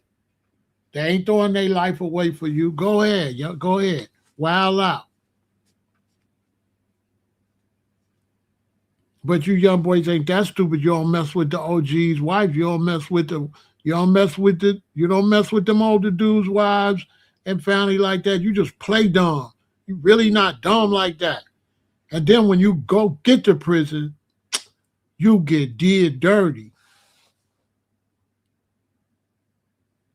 Now when you get out, you different. You know what I'm talking about. You different. You deal with women different now. And she said, why you want to do it like that? Where you learn that at? I'm just saying.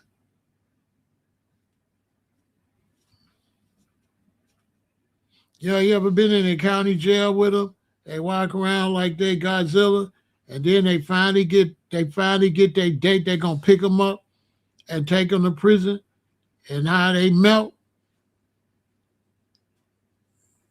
They Superman until they get that date and put on that different color jumpsuit and got to sit in the day room until they come pick them up. They all be crying. They all be crying. They all be crying. They ain't even like that. I remember I went to a liquor store. I want to say on what's that street down there? 40, one of them main streets. No, 35th. The street you go down to White Sox Park. I think it's 31st. 31st. And when you come from over Prairie Shore, you come down 31st, like a little liquor store there. And I remember I got out the car because I wanted to go in the liquor store and get something. So when I'm walking in the liquor store, it's three little shorties out there. So I see the one little shorty mean mugging and shit. But I ain't really paying him no attention because, I'm just usually going to talk to him. But before I could talk to him, he upped on me. But when he upped on me, he let me grab it. And like anybody know, when your hand is in there and I grab it, you're done. You're done. If I grab the barrel, you're done. It's going to break your finger. So I just snatched it from him. I ain't do nothing to him. I snatched it from him, I emptied it out and threw it across the street and told him, dude, listen, Why don't you go clean your life up, man? That's what I told Shorty. Because he wasn't on nothing out there starving, probably got bad family and stuff. But he was a lame. It's like, bro, you can't just pull that out like that. The whole barrel sticking out. He didn't know how to keep it back. He did that, grabbed it, and bent it up to his face. Suppose he put it out and said, hey, man, what the hell is you doing? You know what I'm saying? He got his head all down, go start playing the retarded role. You know what I mean? They was babies, though. The other two laughing at him. But I'm saying, I know, I had to tell him, I said, you know, man, you out here like you're going to get hurt first. You're going to go to prison for the rest of your life. And I told the other two, you do know all three of y'all would have got it, right? They're like, what you mean? Man, all three of y'all would have got it. Y'all get out these streets. Y'all not really built like that.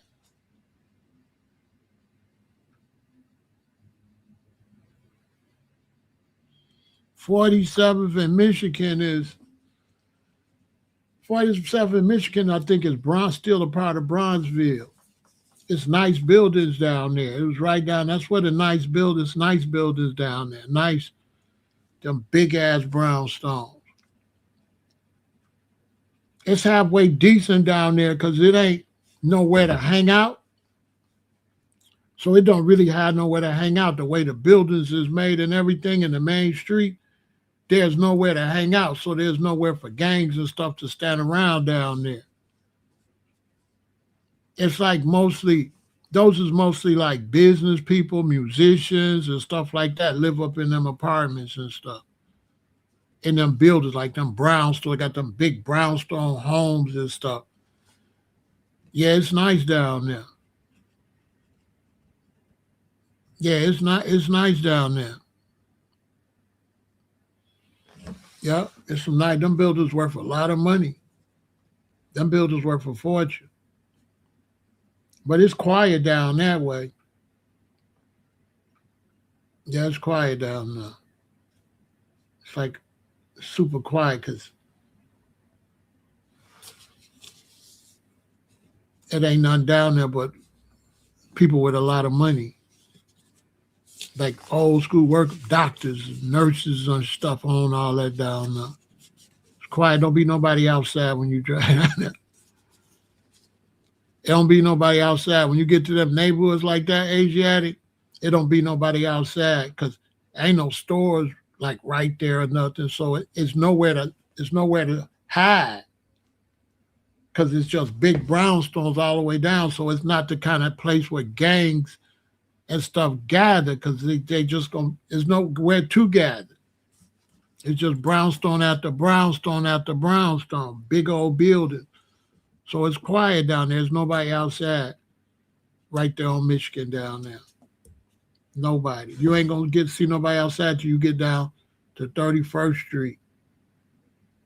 And when you get down to 40 when you get down to 31st Street, no, 35th Street, when you get down to 35th, then on this side it's the same way, and on that side it's the ghetto. So it's like a Walgreens right there, and all the ghetto people go in there and be stealing everything out the Walgreens and that, and then it's the Prairie Shores over there. No, the other one. So it's the nice buildings over there. You can't go over there because there's security drive around over there. When you go back east, you can't go back in there where I was living.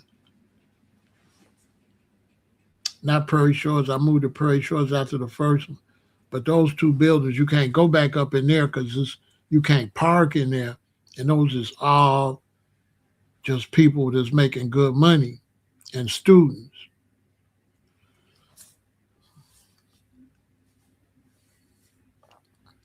And the only really rough part is right there on 35th, in between Michigan and King Drive. It's that little strip. That's where the problems is at. And then they go in that Walgreens and take everything. I was in there. A dude came.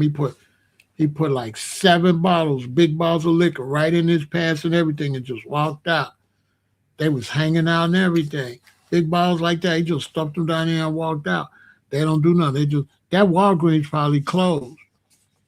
Because all them Walgreens, they just stole everything. So the Walgreens on 79, 70 something, all them been closing because they just been taking everything. It's a lot of junkies down there. But where she was living at, that's where rich people. That was all doctors. That was the original uh, headquarters for black people down there.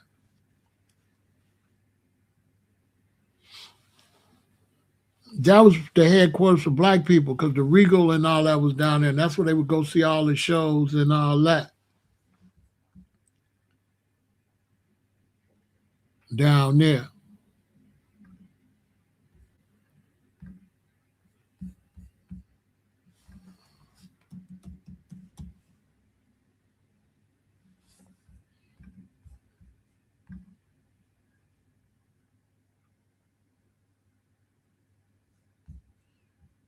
Where my man Craig used to live. My name is Lawrence Craig. I was born in 1948 in Chicago, Illinois.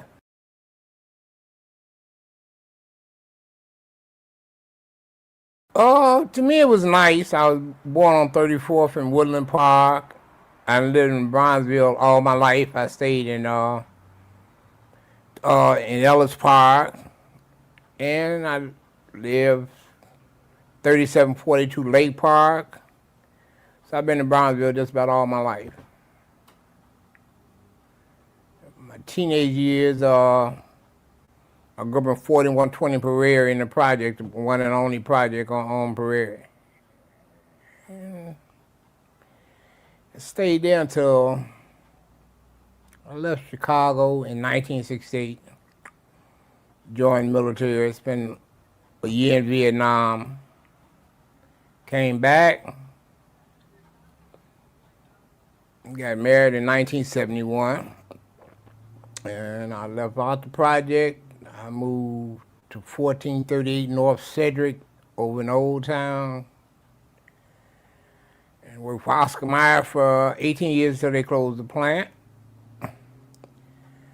And then we moved in this 3445 South Roads in 1987.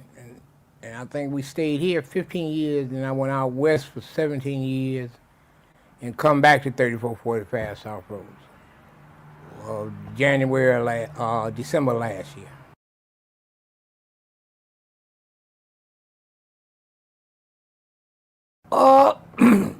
Like I say, basically we controlled everything in our neighborhoods. A lot, like I said, I grew up down here. All our business was black. And the changes I see, I think civil rights was the worst thing that happened to black people. For this reason, I think we should ask for equal rights instead of civil rights. After we got civil rights, all our money left our community. All our doctors, lawyers, and teachers left our community. So now we don't own anything in our communities.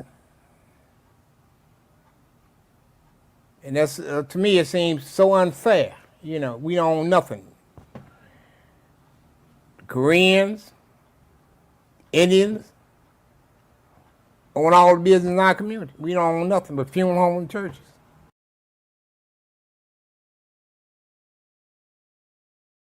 Monroe, Louisiana.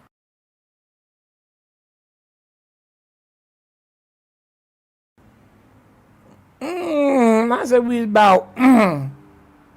about 12 or so that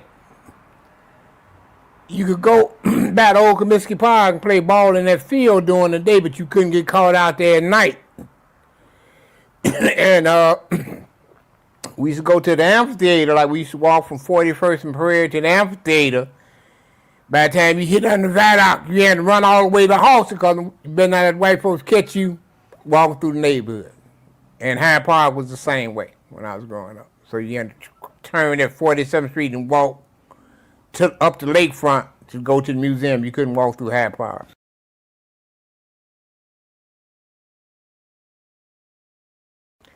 Congressman Dawson was the largest black politician in Chicago. And he stayed at 37th on Lake Park. His house is still over there now. But he was the largest black politician in Chicago during that time.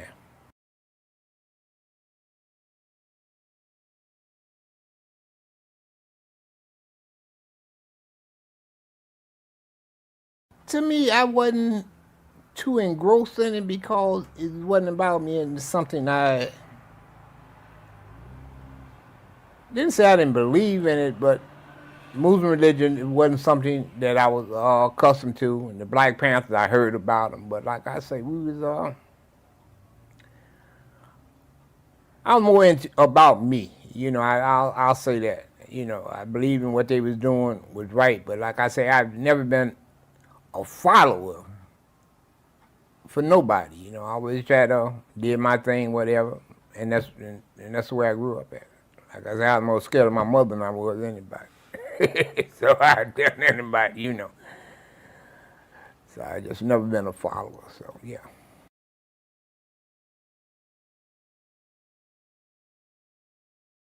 I think the gang situation came about. The Blackstone Rangers came to pot. I think I maybe about when it got prevalent. I think around 60 and 62, 63, they start coming around and what have you.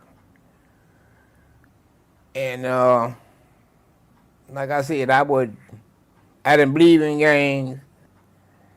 I was most scared of my mama. I've never been a person that I believed in my family more than I believed in other people in the gang, you know.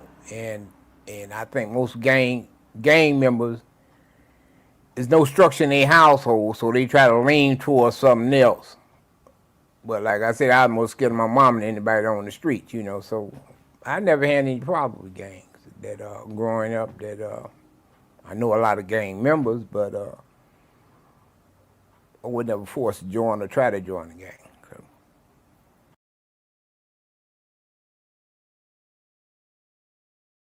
It's worse than ever now. Like I say, back then, if you played ball or did anything, the gangs wouldn't bother you. Now, they don't care who they bother. It doesn't make a difference. Like I said, when I grew up, I went to Stateway, Robert Hill, all out in the gardens, all out west, played ball everywhere. Now, most of these kids can't go within 3-block radius of their house. They're scared. You know, it's crazy. It's unreal. Like I said, I've been traveling the city of Chicago since I was 7 years old. I go any place I wanted to go in the city and never had any problem. But now, you can't walk across the street. It's crazy.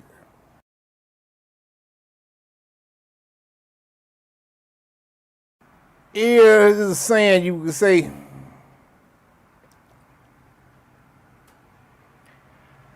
every day you know whether you die, but you had a lot of good times, you had a lot of bad times.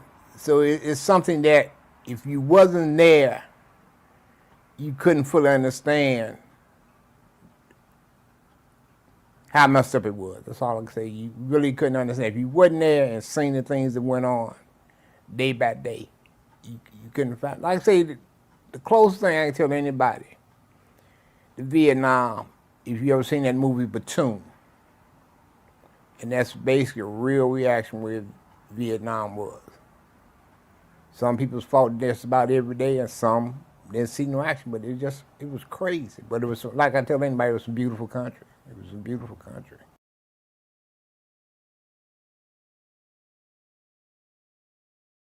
Well, Ho Chi Minh said a long time, told the black people, y'all go home, this is not y'all war. And I'll tell anybody, to me, Vietnam was a form of birth control to kill black folks.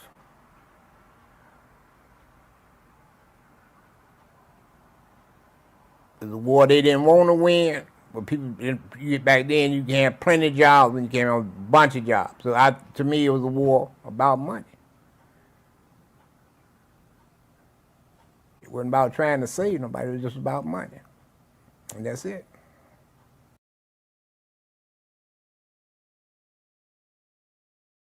Yeah, with Trump in office, I think racism going back to where it was in the 60s.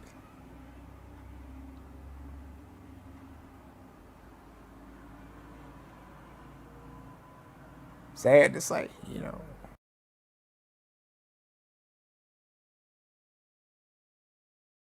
No, like I say, all my teachers, it was money. I went to DuSable. I went to Doolittle across the street when I was a kid. With no whites in our neighborhood, so everything and all our teachers stayed in our neighborhood. Back then, all your doctors, lawyers, basically stayed, and teachers stayed over in Lake Meadows after they built these, and the Rosenwall up on 47. So all your wealth with teachers and lawyers and stuff was right in your neighborhood. No, we just school. Everybody black in the neighborhood. That's where we went to school at. No, I ain't never had to fight to go to school.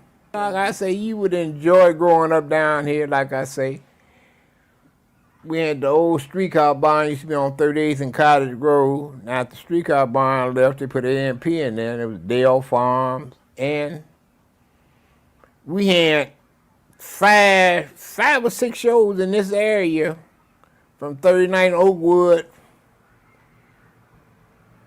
to 35th State. You had Lewis was right down the street just before you got to Michigan on 35th. The State was right around the corner.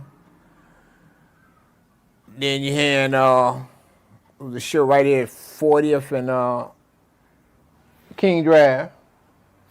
Then we had the Met and the Regal on 47, 46 and 47. And we had the Oakland on 39 Oakwood. So we had everything in our neighborhood. We didn't have to go out our neighborhood to get anything. All the restaurants and what have you. We went downtown or what we call Jewtown just for a Sunday visit, but you didn't have to go out your neighborhood to buy nothing. You could buy anything from here to 63rd Street, not really going out your neighborhood. Now, you got to go downtown or out in the suburbs to go shopping, which is crazy to me.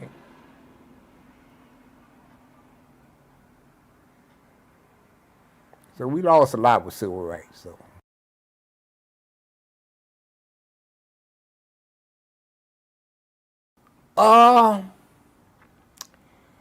To do better for their families. They neighborhoods they wanted to go to couldn't get to. They got a chance to go here. Out of Markham, over west, they could buy in any community they wanted to buy in. So if you had money, I guess they figured, well, I'm gonna stay down here with all the poor people. So our wealth left our community. Didn't nobody stay. And then the Koreans came in. That's the reason it is the way it is now. All our wealth left out of our community.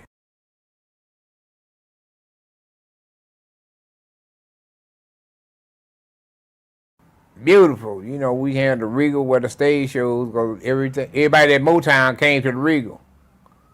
You go see Marvin Gaye, Tammy Terrell, OJ's, and all for $1.85.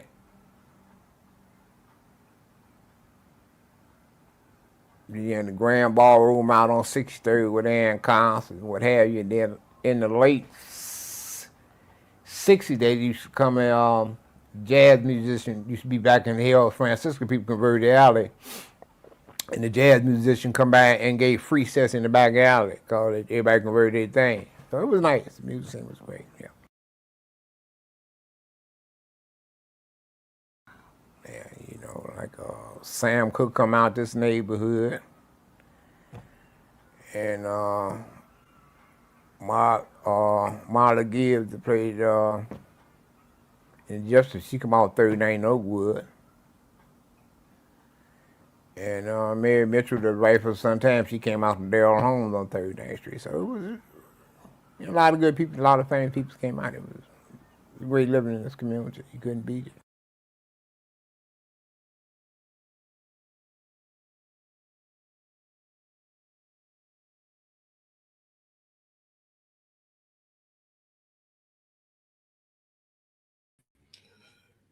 Now, That's a part of Elder's observation. Go watch the Elder's observation. Now, his information was incorrect. But when I'm interviewing people, I let them say what they're going to say. But that information, Asiatic, that information is 100% incorrect. What he said about civil rights, 100% incorrect. That's totally wrong. And people trying to speak on civil rights from now and think back, and that's why they got it wrong. Now, I'm going to break down where he was wrong at. He said that civil rights in the 60s ruined our communities. Wrong. First off, that was the Great Migration. So that's totally wrong. Because in the 60s was the Great Migration. So at the same time as the civil rights movement, there was a large influx of Black people. That's the first thing. So there was way more Black people. So when he say we lost our communities and people start moving south, that's incorrect. That's because of the Great Migration, because there was no South. There was no South to move to. So his information that Black people got money and moved south is wrong because there was no South to move to. Chicago was built from the middle out. As far as Chicago went was only to 55th Street. During the Great Migration, that's when they built out to 63rd, 69th, 79th, out to where we live, which was 116th. Maple Park was a brand new neighborhood when we moved there in 1962. His information is wrong. All of the people that say civil rights destroyed the Black community is all wrong and don't know what they're talking about. That includes Claude Anderson. Anybody, I'll debate them. Because how could you say civil rights ruined the community when Black people did their best in the 70s and in the 80s? Black people in America had the most money and lived the best the 20 years after the civil rights movement. That's a fact. Somebody tell me I'm wrong. When did Black people buy the most homes? When did Black people buy the most cars? In the 70s and the 80s.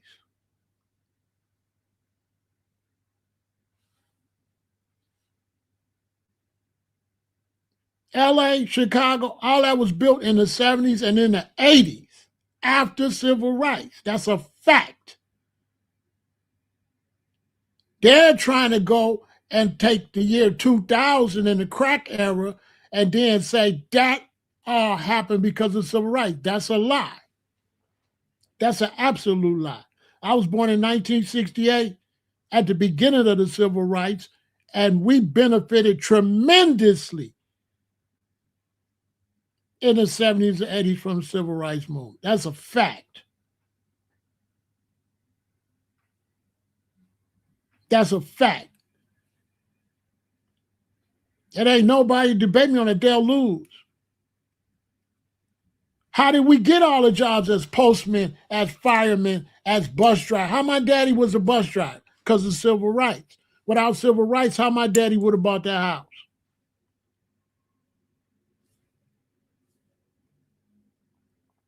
So when he said his community, that's because that was all that to be your community. There was nowhere else to have a Black community, and there was that many Black people. So when he said everybody left our community, that's wrong. That's wrong. Nobody left down on 47th Street because of civil rights. They left because it was the Great Migration, and now there was more Black people all the way south. So people started moving south into the new homes. There was more jobs. They had to open more schools. There wasn't enough schools on the low end for my generation.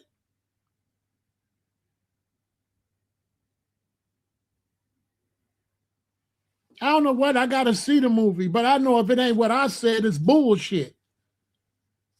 I'm born 1968.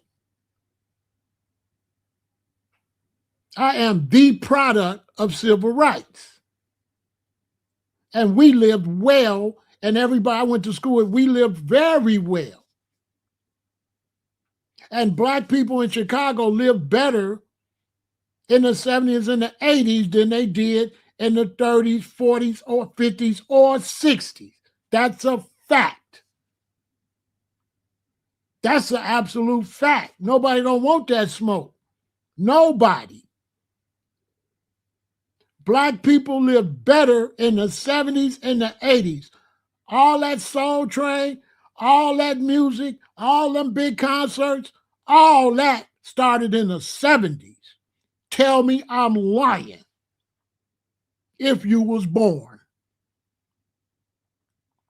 Tell me Black people didn't live the best in the 70s. When did Black people in America live the best? In the 50s or in the 70s?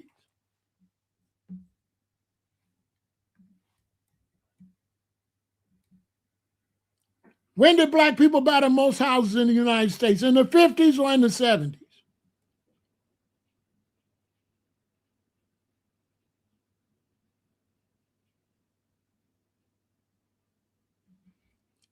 And how was life growing up? It was better than it was for your mother and them, and you know it. You know it. When I got to LA in the 80s, LA was beautiful. Black folks had it going on in the 80s in LA, all the way up to Rodney King. Am I lying? When I got to LA in the early 80s, Black people was living good. That whole South Central was popping. They had homes, buildings, cars, everything. They was living way better than how we was living in the 60s, by far. Ain't even no competition. They cannot show you in the 60s, in the 70s and the 80s when how civil rights failed. They gonna show you the crack era. It ain't not one scholar can show you Black people doing bad in the 70s and the 80s. None of them. None of them. None of them. Our dog, Claude Anderson, whoever, I dog them. Black people in America lived their best starting in the 70s. After civil rights, we did the best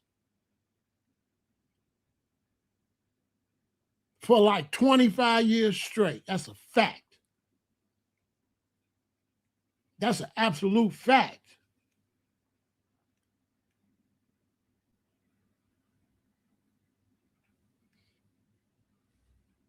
So then I asked him in another interview, I said, well, why did the Black people leave? He said, because they wanted to live better. He didn't say they left because of civil rights. You've seen it. He did not say they left, and he said they left. He said they left our community. How you leave your communities when you built a new community?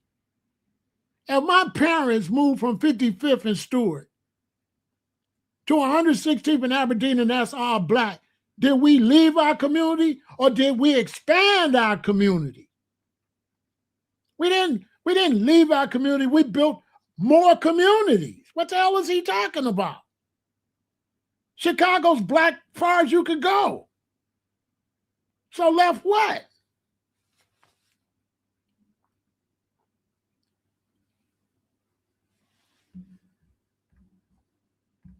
Left what community?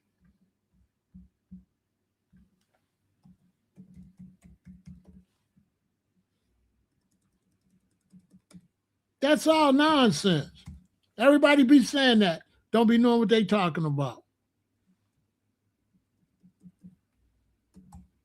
They just be talking. because they know ain't nobody, they don't feel like nobody gonna check them, so they could just say anything. They just saying anything. That's false. Put me on the stage with them. Put up money. Put up 30,000. I'm gonna take the bag, because I ain't no baby. I'm born 1958. And when I was born in 1958, and we lived down on the low end, we was not living as good as we was living when my parents moved. That's a fact. And they started moving out south because they had new homes. And why they had new homes? Because it was the Great Migration. So when all of these black people came in the 60s, they had to have more places to live. So when he said they left his neighborhood, that's bull. Chicago grew from the middle and grew south all the way to 127th Street.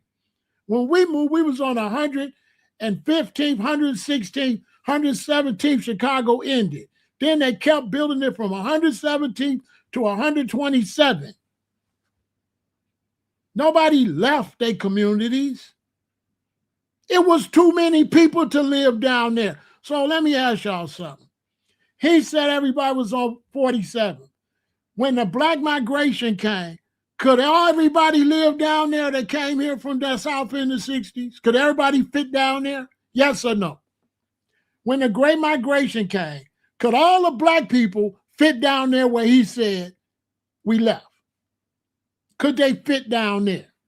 When my mom and them came in, was it enough room for all them black people to fit down there? Yes or no? Put it in the chat. Put it in the chat. Now, it's two things to learn. See, I didn't interrupt him. I didn't interrupt the man. When I do an interview, I let them talk. I didn't try to correct them. See what I'm saying? This the house we bought. I moved to that house in 1962. Everybody there is black. Every house in Maple Park and Morgan Park is black. These are the people from the Great Migration. These are people he said left his community. This is our community. What the hell is he talking about? Go to the hundreds, the wild hundreds. It's still black.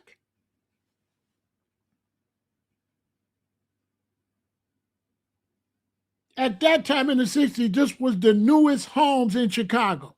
This is the house I grew up in. These were the newer homes. When you go that way, then you get to Morgan Park. Those houses was like about 10 years older than these houses. Then the further you go north, the older the houses get. When you get down there where he at, that's why I was telling the Asiatic, that's where you get to the old brownstones and all of that. That's the old Chicago. When the Great Migration came, they started building new houses. So all the doctors and stuff that had money down on 47, they moved out to the new houses. They didn't leave their neighborhood. That's false. We took over more of Chicago. How you gonna say we left the neighborhood, went from downtown to past here is all black? The whole Chicago is black from what? This 115th, 125th, from 12 blocks, that 12 streets that way, all the way to where he talking is all black. So what did we leave if we took up more space? Can we leave and take up more space? If we left, that means the blacks will leave from here and go there, and then there'll be empty spaces there. That did not happen. That did not happen. They did not leave. They expanded. Black folks didn't leave where he was at and go there. Black folks expanded 47, 57, 67, 77, 87, 97, 107, 117, 127. They didn't leave nothing. It was the Great Migration. He didn't know what he was talking about. But he did drop some good information, but he didn't know what he was talking about. That was all incorrect. That was incorrect.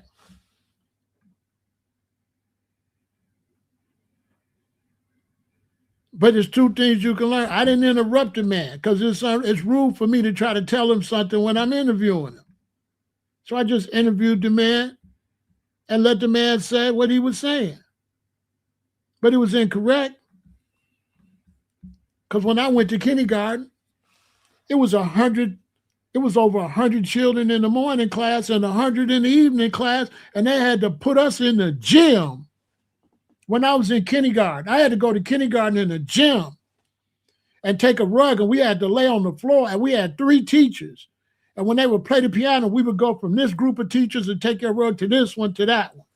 And there was over 100 children in the morning class and over 100 children in the evening class. And they had to build a school behind this house. So when you walk behind the house that way back there, the school right there, that was a new school. But when I first got there, I went to this school. I went to Whistler. I went to Whistler on 115th. White Flame could tell you. White G53 will tell you. This is Whistler. This is just 1/3 of my class. We had to take 3 pictures like this. I'm the one on the back, the second from the left.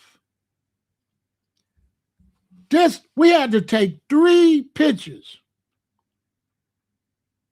because it was 100-some children in the morning class. Then it was another 100 in the evening class. They built Higgins and sent a bunch of us to Higgins, and the other ones at Whistler, and some went to Shoup. Everybody in Maple and Morgan Park was in my kindergarten class. That was my age. This is a picture of the Great Migration, and this is the baby boomers. This is the boom. You're looking at history. This is the boom of the baby boomers. We had to take 3 pictures like this for the morning kindergarten. This kindergarten.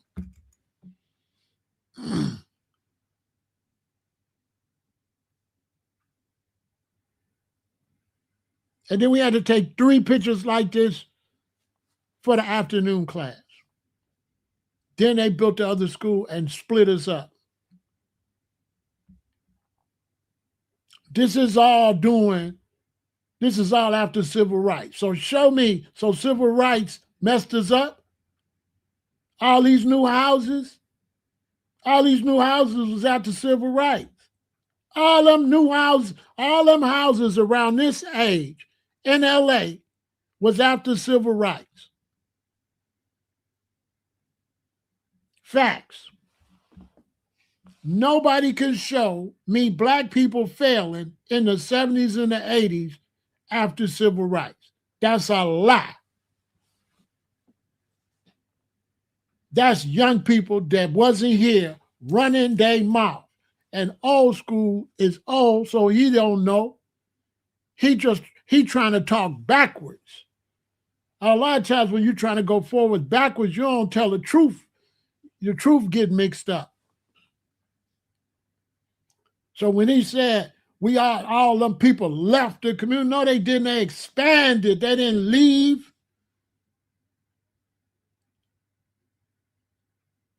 When those black people where he lived moved out, guess who moved in? The Great Migration. We moved in. When them doctors and stuff, and them people that had money, blacks, when they moved south, we moved in. So when my parents came in, we lived on 55th and Stewart. Then we moved to 77th and Princeton. The building we moved into 77 in Princeton, them people had moved further south. So it's not like we left nothing. We just made room for the Great Migration.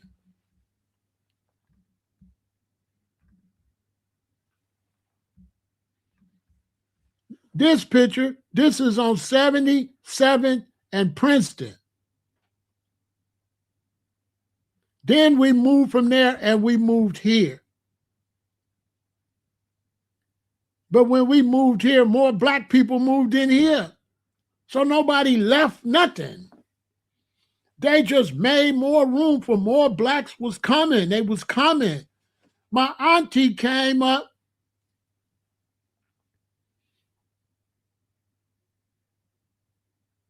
They were still coming in the 60s.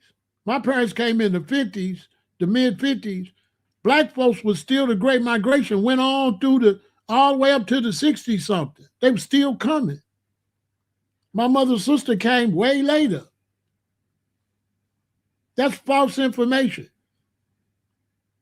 These are people that don't know the history, that's not here, that's trying to make up a fake reason why black people economically wasn't doing so well anymore, which is also fake because black people making hella money. I don't know where these people come from. Black people is nurses, doctors, and everything. I don't know where they coming from where black people lost money. I don't know where they getting that from.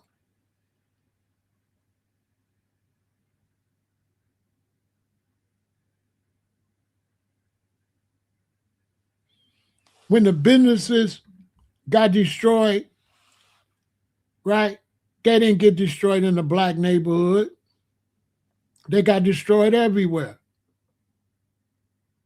And two things destroyed the businesses, and it wasn't civil rights. The first thing was the malls. When they opened up the malls, all the small stores closed because all the mothers was going to the mall because the baby could walk around, don't need no big jacket on, don't got to walk through the snow. So Evergreen Plaza, Ford City, River Oaks, that's what closed the businesses. That's a fact. You never heard nobody say that but Big Pharaoh. What originally closed the neighborhood businesses was the mall. Facts.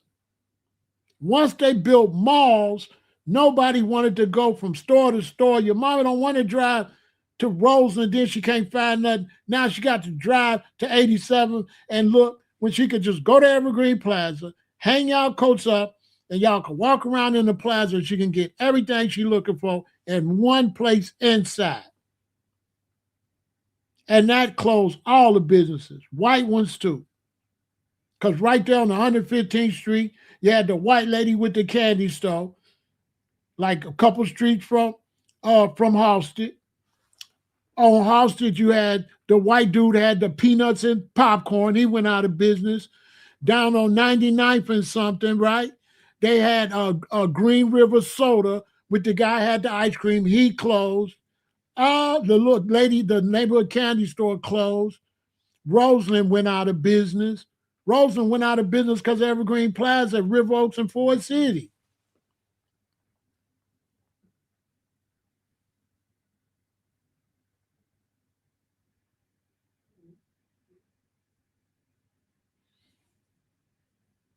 That didn't have nothing to do with civil rights. Without civil rights, y'all ass will still be broke.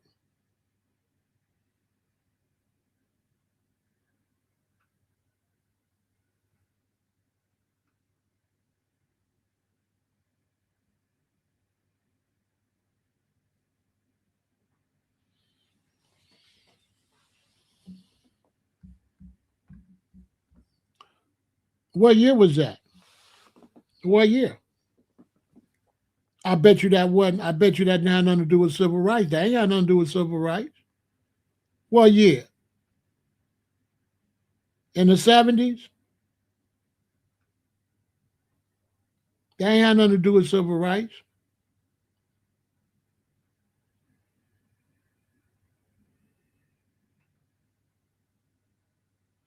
That ain't had nothing to do with civil rights. They moved because of the Great Migration. I'm telling you what happened, Robert.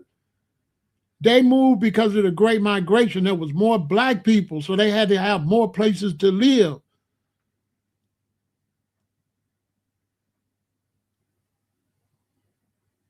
No, it wasn't about being bougie, bruh.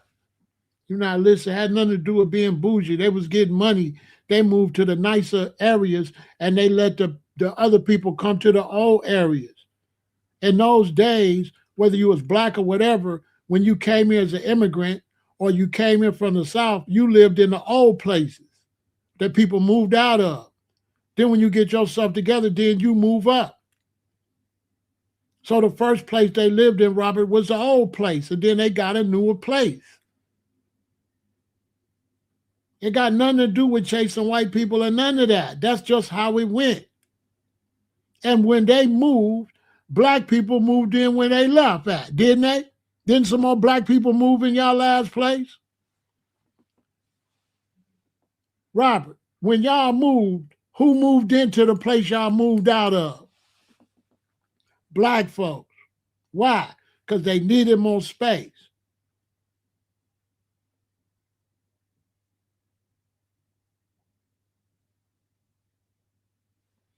It wasn't just about moving nowhere nice. It was crowded.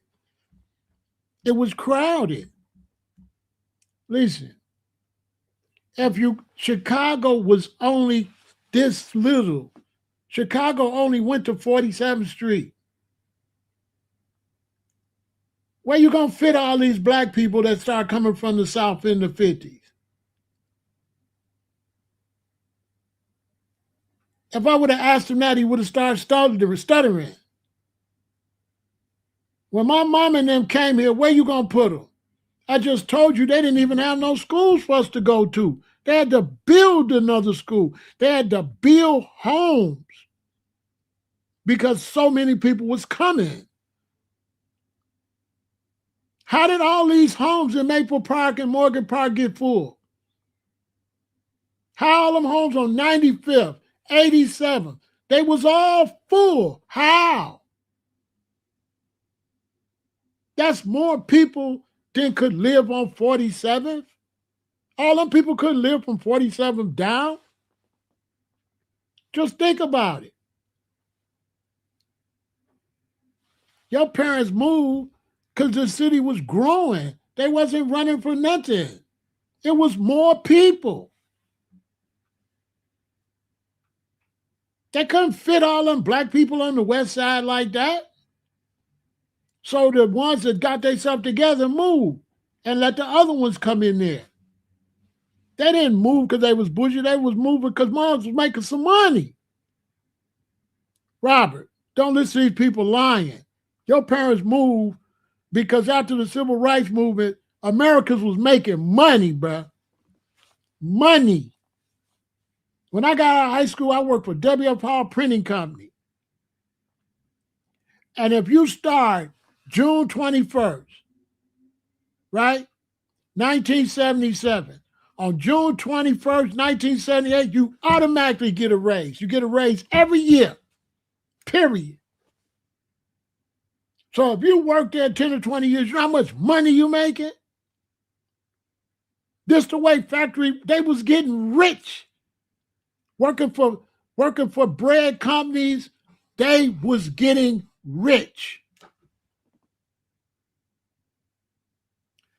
My parents paid $250 a month for this house, the mortgage.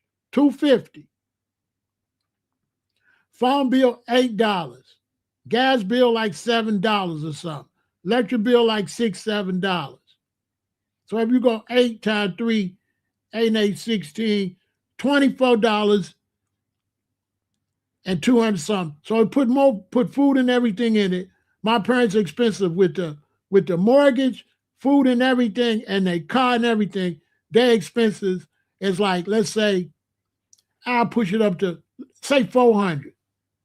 So with all my parents' expenses every month, let's say splurging, they spending 400, right? House and everything. My daddy making 1,500 a month. My mama making 1,500. That's 3,000, right? Subtract $400 from 3,000. That's $2,600 they just got. Are you understanding? $2,600 they just got.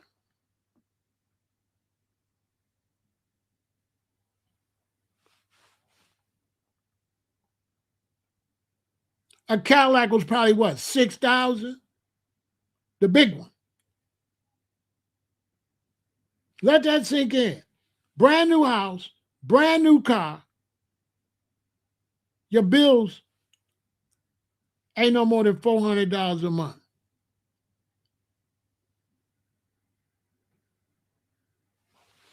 I don't know what you're talking about, but you ain't on the conversation. So I don't know what your point, and you interrupted me. And they're not over here to watch you. So either you get on point on what I'm saying or get the hell out of here. It's simple like that. Get on point what I'm saying or leave. Because that you all you doing is adding confusion. Why you want them? I'm talking over here. Why you typing over there, distracting the audience? You ain't helping nothing. Okay, you smart. We see you. Now go sit down somewhere. All that off-subject typing. So here go the thing. When he say we left our community, that's wrong. Our community grew. And people that lived in the older area moved to the new area that was growing. Yes, they making more money. They got good jobs. They found out they was building new houses here. They moved down here. They moved from here to there. But my daddy and them didn't leave the community because some more black people moved in to where they moved out. So when my daddy and mama move out and get this house, my auntie coming here, she move in there. That's not what happened, but that's how it happened. She moved into an apartment until she get her job going, and then she gets something. So they wasn't leaving. They was moving up, making money, and buying newer homes. You got to understand, that generation was having a lot of babies. They couldn't make it in apartment buildings. The dude I interviewed, he probably didn't have no bunch of children. But black Americans came from down south. They was having a lot of children. My daddy was the youngest of 13. His best friend, Mrs. Smith, had 5 children. My daddy only had 2. Mrs. Smith had 5. Miss Mosley had 4. They was having a lot of babies. They couldn't live in no apartments. And our house was dirt ass cheap. So I'm going to do a whole live on this because I'm sick of that. Civil rights didn't hurt black Americans. That's a lie. How did civil rights hurt the black community in Chicago when the black community grew under civil rights? And how somebody going to speak on civil rights that wasn't here or is too old to know what they talking about?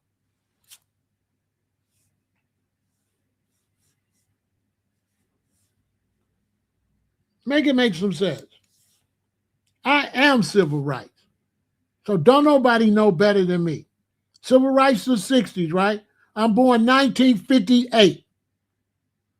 I am the civil rights baby. I seen it.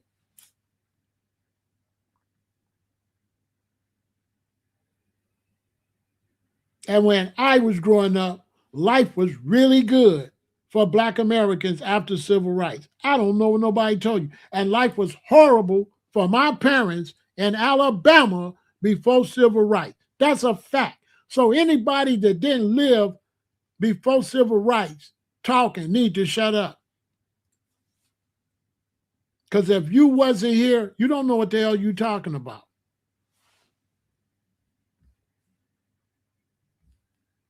You don't know what you're talking about. Because life was not better before civil rights.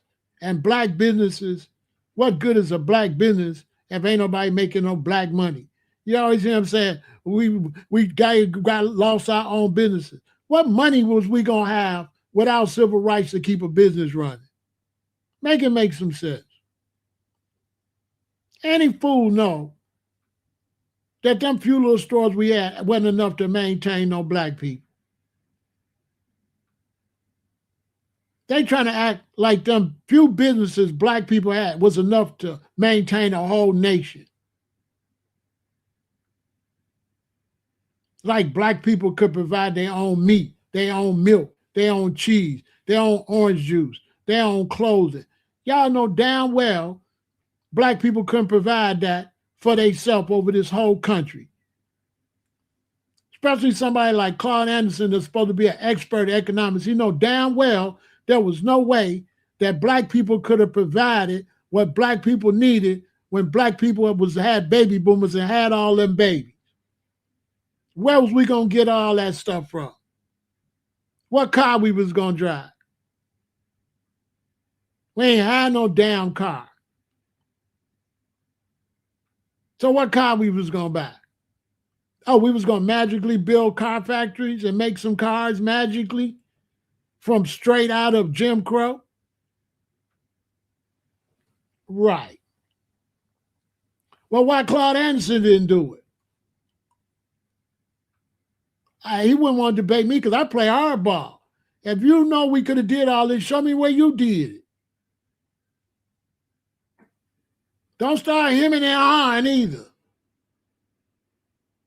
Show me this big business that he had. They had a bus company, it failed. Why? Because ain't nobody had no money to get on the damn bus, man. What good is a bus company when your people ain't got no jobs, man? The civil rights movement created jobs. How you think my daddy was driving the bus? Without civil rights, they wouldn't have let his black ass drive no bus. If he don't drive the bus, we don't have a house. We don't have the nice clothes. Why he smiling? Because he got a good job. And now he can take care of his family. That's why I got a suit on. Because of civil rights. It's sad that black people got their foot off their neck in civil rights. Now you're trying to double back and try to diss something that you already benefited from. Now you're trying to play stupid like you don't know you benefited from it. Man, get the hell out of here. Especially if you're too young or you're too damn old. If you wasn't out here active in the 70s, you definitely don't know what the hell you talking about. Because the 70s when we had Little League Baseball, football, black people was doing everything in the 70s. All your great athletes, 70. Your Dr. J's, all your black coaches, all the great moves you made in sports was from the 70s, including Muhammad Ali. All your big entertainers, all your money started in the 70s. I challenge anybody.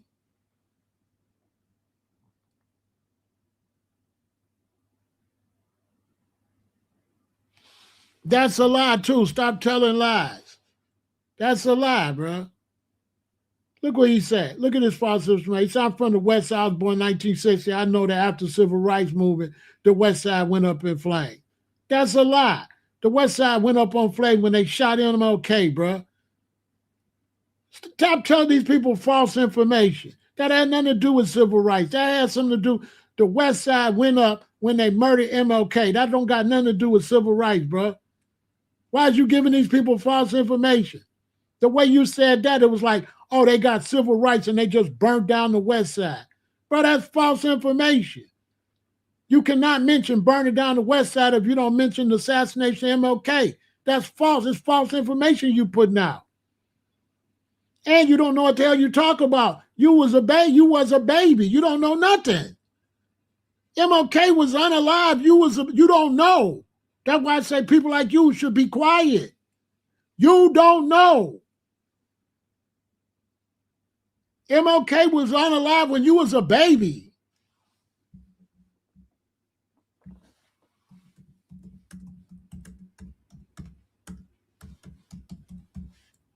You don't know. Look, he said he born in 1968, right? And he know that after civil rights, but civil rights was was 8 years before he was born, right? And look at this. That's what I be talking about. Look at this. He born 1968. When MLK get on the line? 1968. The year he was born, MLK got unalive and they burned down the West Side. He say it's because of civil rights. Don't know what he talking about. That's why I be quiet when I'm teaching. Robert, please be quiet. You don't know what you talking about. By the time you knew anything, it was 1978. You wasn't 10 years old till 1978. That's when you started knowing something. You don't know nothing about what I'm talking about. You wasn't even born. Why is you talking about something you don't know what you're talking about? MLK was killed the same time you was born. What? Look, I'm from the West Side, and I know that after civil rights, no, after MLK, bro, that got nothing to do with civil rights. See how all the bad information get out here? He trying to say the West Side went up because of civil rights. If the West Side would have went up because of civil rights, it would have went up in 1960. Not no 1968.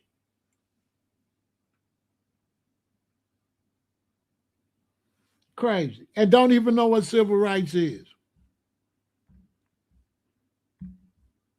Most of these people don't know what civil rights is. They don't know what civil rights, they just be talking.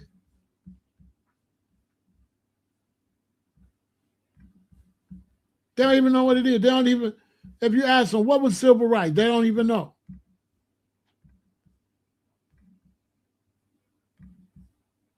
They don't know what civil rights, your black ass wouldn't even be able to get on the bus. Civil rights gave you the right to get on the bus. Well, you got somebody talking, civil rights messed us up. So we got messed up because we could get on the bus and go to work? Make that make some sense. Make it make some sense. So civil rights messed us up because now we can get on the bus and go to work?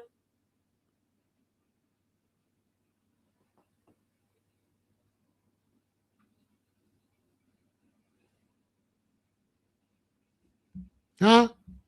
Civil rights messed us up because we could take a bus to work?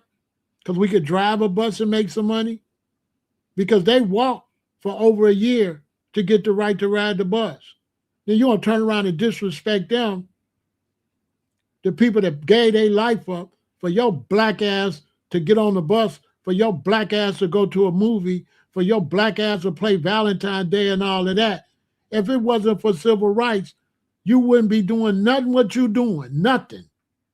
Nothing. It would be whites only. And Claude Anderson can shut the hell up because he worked for Jimmy Carter. And without civil rights, you think his black ass would have been in the White House? Tell him to his face. Claude Anderson is civil rights. He worked for Jimmy Carter in the White House.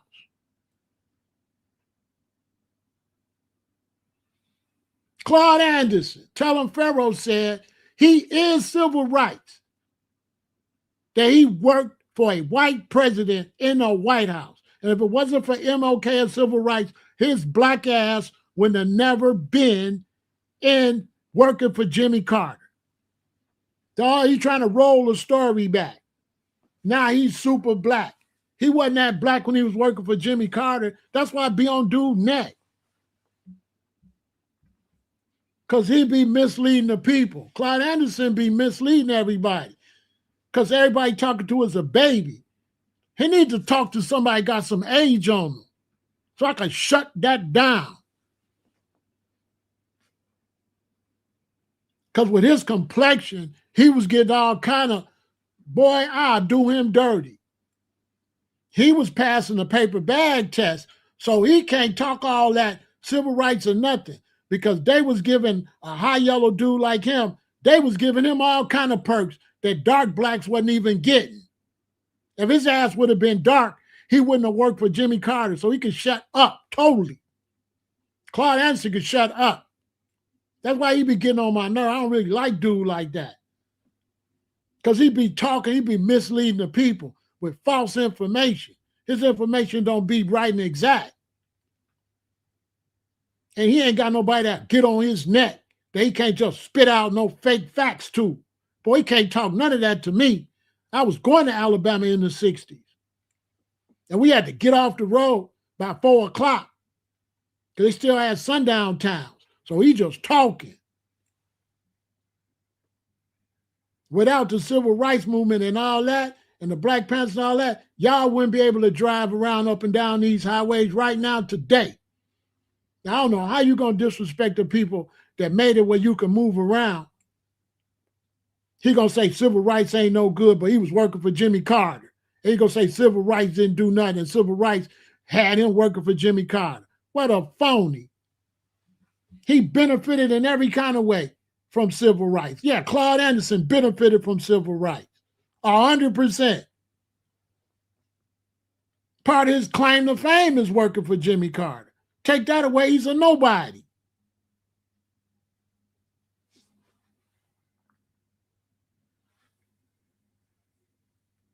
I said it. Tell somebody put some money up and get us into a debate. Got somebody I'll debate. I ain't debate no peon, but big time Claude, yeah, I'll eat him out, chew him up and spit him out. His information is totally inaccurate and misleading. Totally. Claude Anderson's information is false and negative. And he's altering history. And he's mad because they bus company flopped. So he always disrespecting black people because they business flopped. I'll tell him to his face.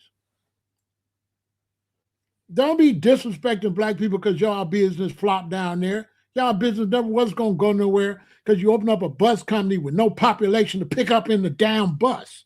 You didn't have no business skills. That's why they bus company flop. How you going to have a bus company and it's only 10 people to ride the bus? You want to open a bus company, you got to go to a big city. And you got to deal with the politics. If you can't deal with the politics, you ain't opening shit. Anyway, y'all know that. Y'all young generation know that. If you ain't got the politics, you ain't opening, you ain't starting no sports team or nothing. I don't give a damn who you is. You got to have the political connections nowadays. It ain't because black people wasn't going to support it. It's more to it than that. They be lying on black people. Black people did real good. We on the only bump in the road was crack.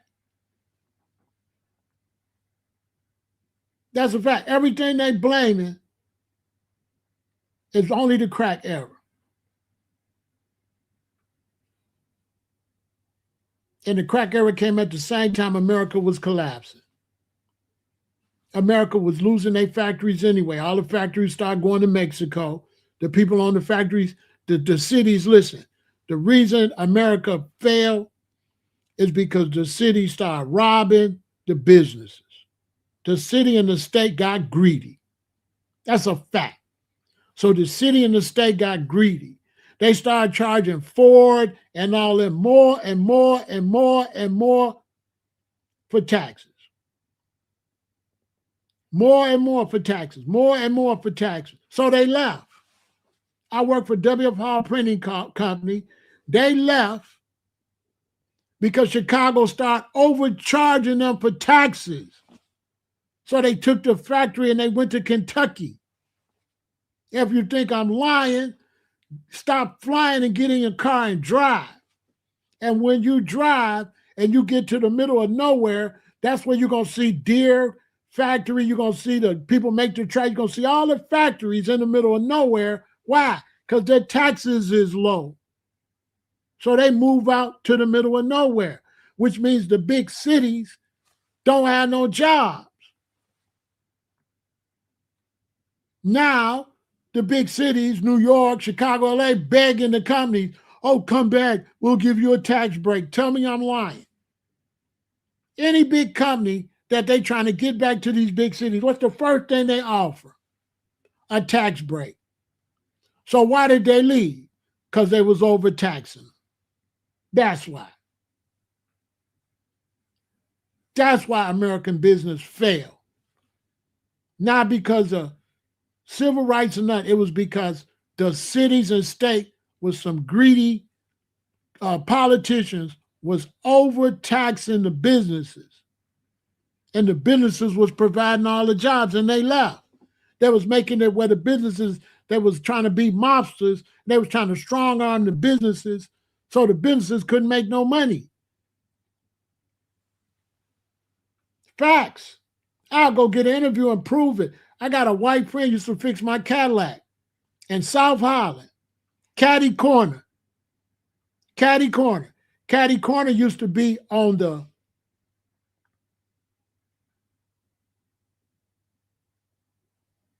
southwest corner. He went and built a bigger one on the northeast corner, right? He built a big one on the northeast corner. Do you know South Holland went and tripled the man's taxes and put him out of business? South Holland. He got Caddy Corner on this street. He go across to the other corner, build a bigger one, bring up the property value and make South Holland better. South Holland went and robbed him. I went over there to take my car. He had his hand in his head. He was almost crying. He said, Pharaoh, you're not going to believe this. I said, what?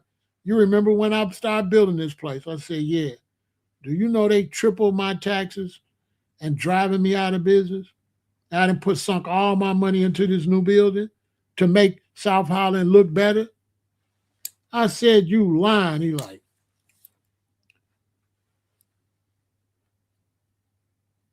they try to strong arm me for every penny I got instead of letting me let the business grow.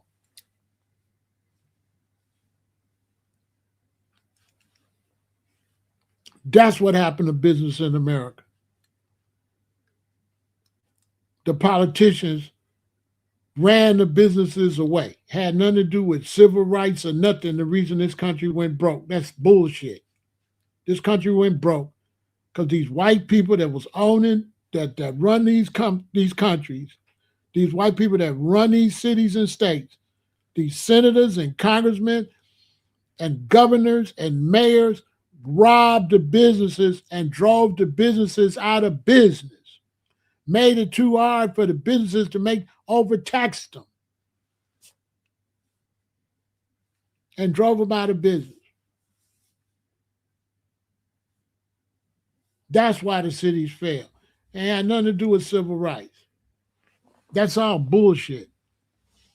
Anybody say civil rights was a failure is a baby or too damn old to know what the hell they talking about. Because there's nobody that grew up in the 70s that would say, in the 80s, would say civil rights was a failure. And you never miss your water till your well run dry. And until they take everything back from black people that you got from civil rights, that's when you're going to wake your black ass up. Because they're going to take all that back. But you pretended it wasn't there. You pretended there was no benefit from civil rights. All right, hold that thought. You didn't like civil rights. You didn't like DEI. All right. Now they're going to take all them jobs from you. They're going to take everything from you. And then what you going to do?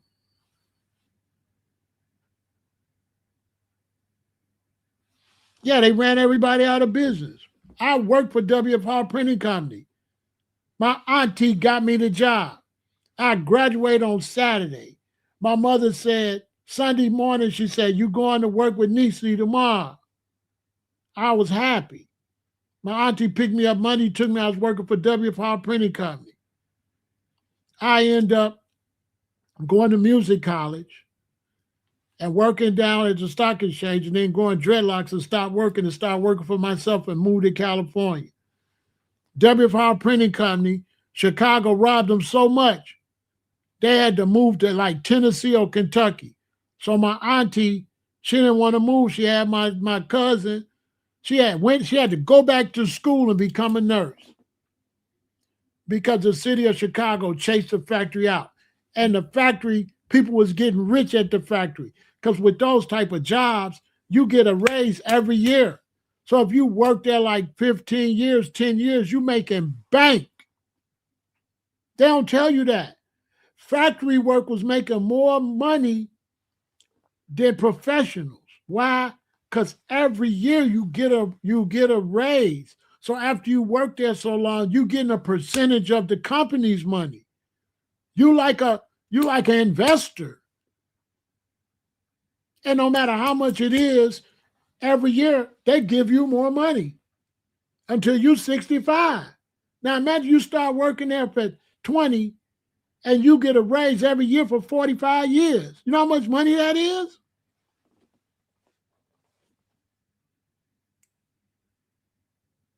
I started where I was making bank at the factory. As a matter of fact, at first, I was ready to quit downtown and go back. I quit downtown and went back to the factory because downtown wasn't paying like the factory. Downtown jobs, you got to go see your boss and he said, well, let me see what your work was like. They got to see if they want to give you a raise. No, at the factory, every year the raise just be on your check. There's nobody, you got to talk to nobody. You started January 4th. Every year, January 4th, your money go up. Period. Every year. And it'd be a lot. After 5 years, it'd be a lot of money. So them steel mills, them working for them Auto, Ford, Chevy, all that, Uniroyal, them people was making money. And houses was not that expensive. Detroit, there was my uncles went there. Leonard, my mother and my daddy came to Chicago. My mother's mother and my 5 uncles, they went to Detroit. Every year we would go get my grandmama, then take her down south, then drop her back up. Then we would just go up there a lot. So I stayed in Detroit a lot. I always knew we was getting close to Granny House because you see the big Uniroyal tire. And what they don't understand, Leonard, about the auto industry is it ain't the auto industry. The auto industry is a lot of money because somebody got to make the tires. Somebody got to make the seats. Somebody got to make the steering wheel. The auto people don't make that. The auto industry just is an assembly line. They just assemble all that. They don't make that stuff. So how many batteries is that? If they're using Delco batteries, how many batteries is that Ford using? How many tires is that they getting from Uniroyal or Goodyear or Delco or whoever they getting? How much? The light bulbs. How many light bulbs is that they buying? So it's a whole bunch of people. You can work for one of the companies that make the stuff that sends it to the to the assembly line, because they don't really manufacture, they assemble cars. They don't make cars. They assemble them.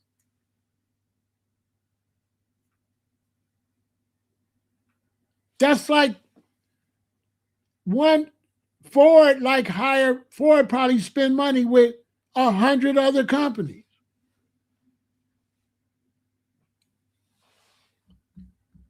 They didn't take the factory jobs away. The cities and the states ran them away. They was overcharging them. They couldn't make no money. The governors and senators and mayors overcharged them. So they had to leave to make money. Not just the auto, all the factories. The factories went under because the mayors and governors and them was robbing them, overtaxing them. So they went where they could do the work cheaper. Now they begging them to come back. What's the first thing they say? Sato? What's the first thing they say now in these big cities to these companies when they want them to come? We'll what? Come here, we'll give you a tax cut. Chicago begging companies to come here and give them a tax cut. All right, so if you're going to give them a tax cut for them to come, that means you overtax them. That's why they left. They don't want to come back based on the taxes you're going to tax them. So now that you see you ramped all the money away, now you want to give them a tax break.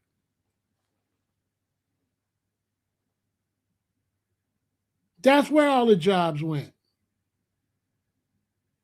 That's what made them.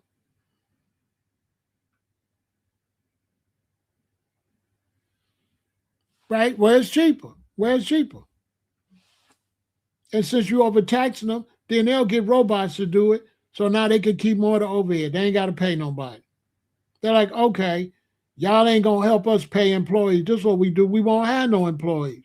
We ain't got to pay no medical insurance, nothing. We'll let robots put this shit together. We got to make some money some kind of way. If they wasn't overtaxing these factories never would have went to robotics. They went to robotics because that's the only way they can make some money. Because they be robbing and steal today. Start a business. They're going to rob you. You're going to start in the hole. Start a business. Start a business.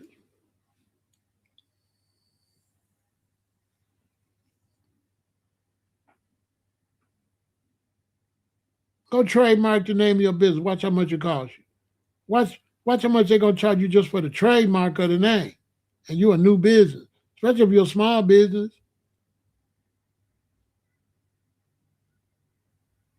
Watch. You be in the hole before you sell anything. You got to trademark your logo. You got to get somebody to make your logo. You got to pay for a website before you selling anything. Money going out every month for a website.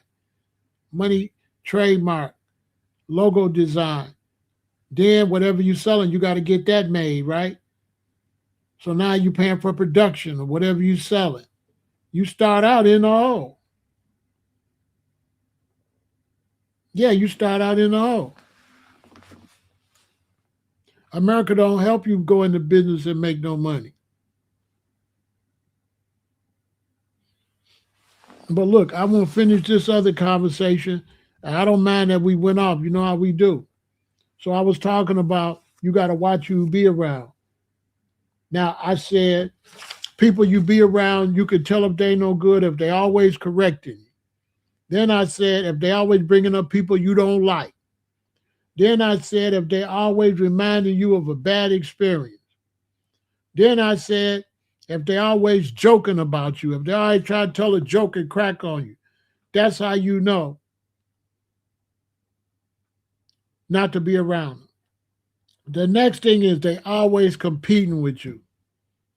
You go get some Jordans, he try to go get some better Jordans. You go put some rims on your car, he try to put some better rims on the car. Ladies, you go get your hair done a certain way, she go try to copy the same hairstyle. You get some new jewelry, she gets some jewelry. Everything is never done on their own. It's always competing with you. That's how you know.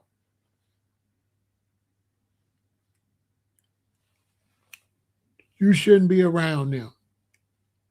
Because they really ain't got no love for you. They look at you as an enemy. They look at you as somebody to outdo.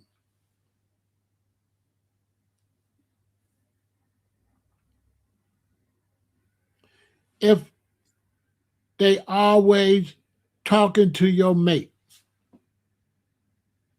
Ladies, you got a man and your girlfriend, he come by Mark Shore, like, hey, Mark, what you been doing, Mark?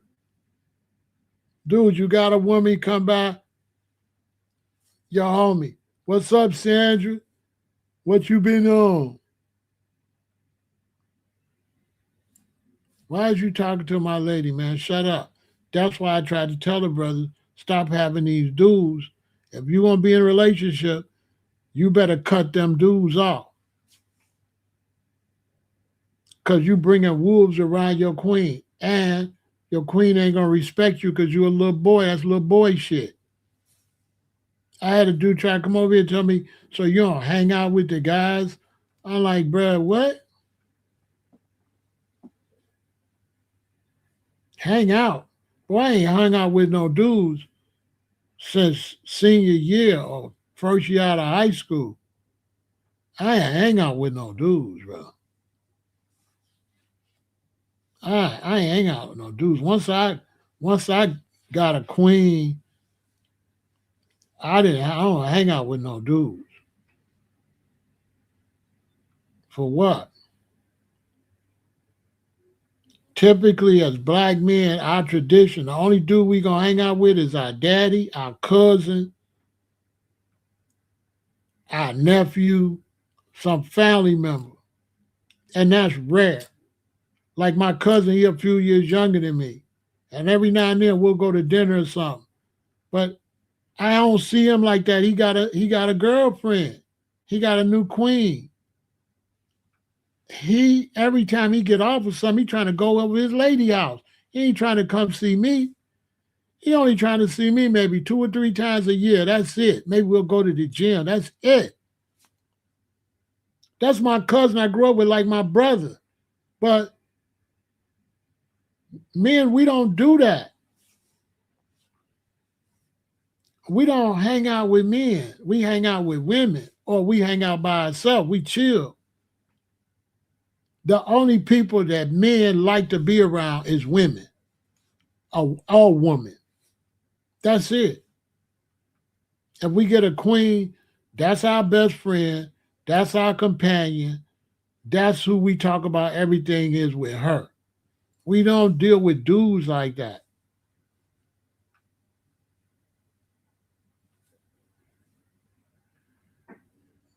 A married man, you show me a married man that hang out with a bunch of dudes, I'll show you a weirdo. That's why you see a lot of these celebrities, they marry these women to be a celebrity woman, celebrity man. That's why they always get divorced. Because the dude's still hanging around celebrity dudes. He out golfing, cigar in his mouth. He always with dudes. The relationship always flop. That's one of the main reasons them Hollywood, them celebrity relationship flop. Because the women keep hanging with women and the dudes keep hanging with dudes. And that's not a marriage. That's not a marriage.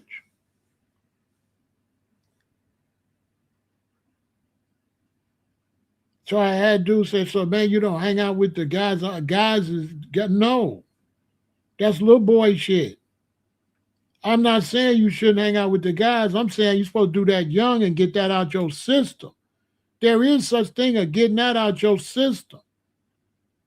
Now, if you're trying to tell me that's something you're just supposed to do for years and years, something wrong with you. That's not natural. That's not a natural man. That's not how we are naturally. Naturally, once we start getting around 20, we push away from men and we cling to a woman. Naturally.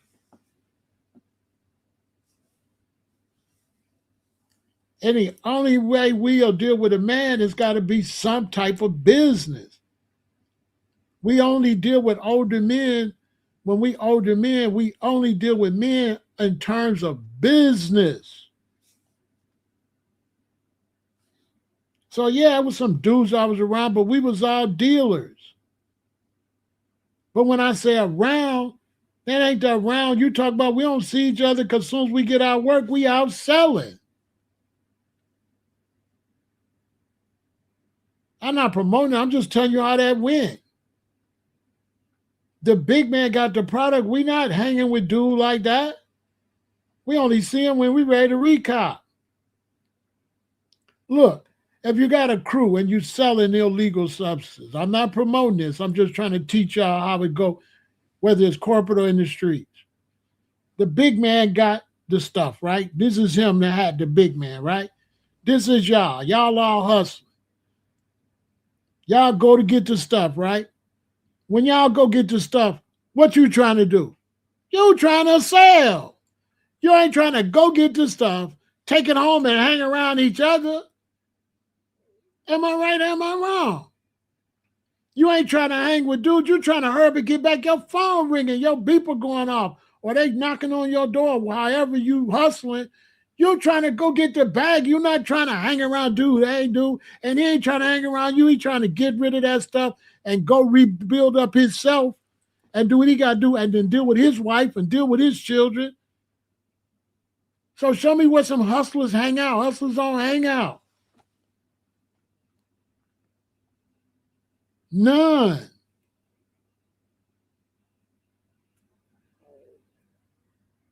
Well, you got time to hang out when you're trying to get a bag.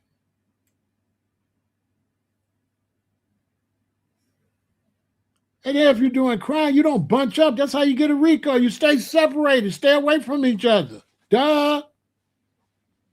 But I mean, when you chasing money, and for a job, that's 8 hours.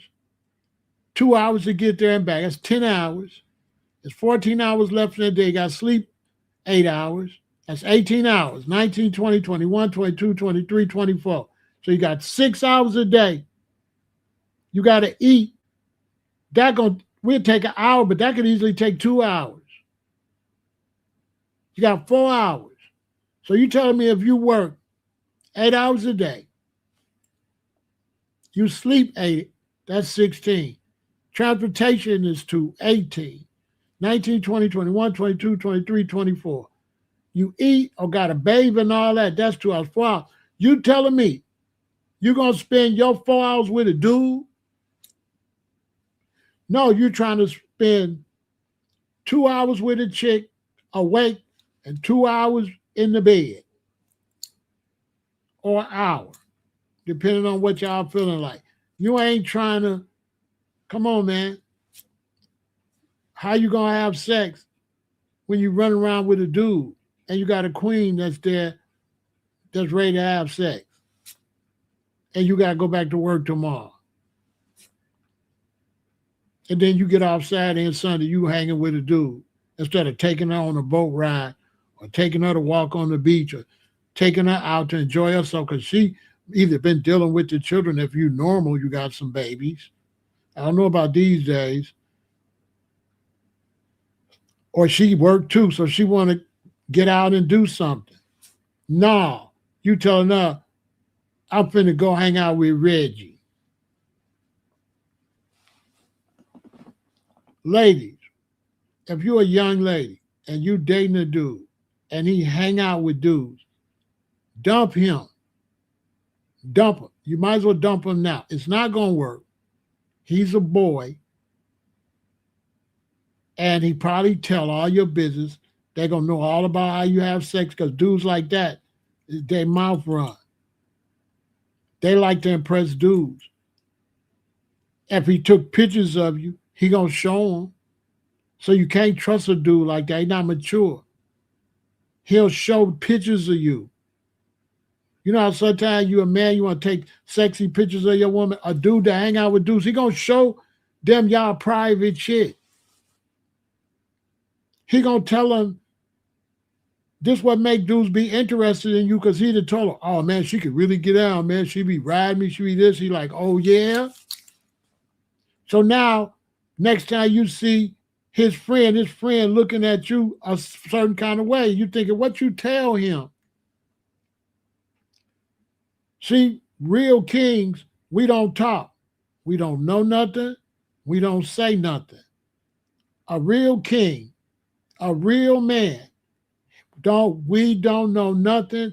We don't say nothing. We don't know nothing. Period. Under no circumstance. I'm writing a whole book. I'll be over here all the time. I have not said nothing about no woman I've been with. Not a word. Because we don't kiss and tell.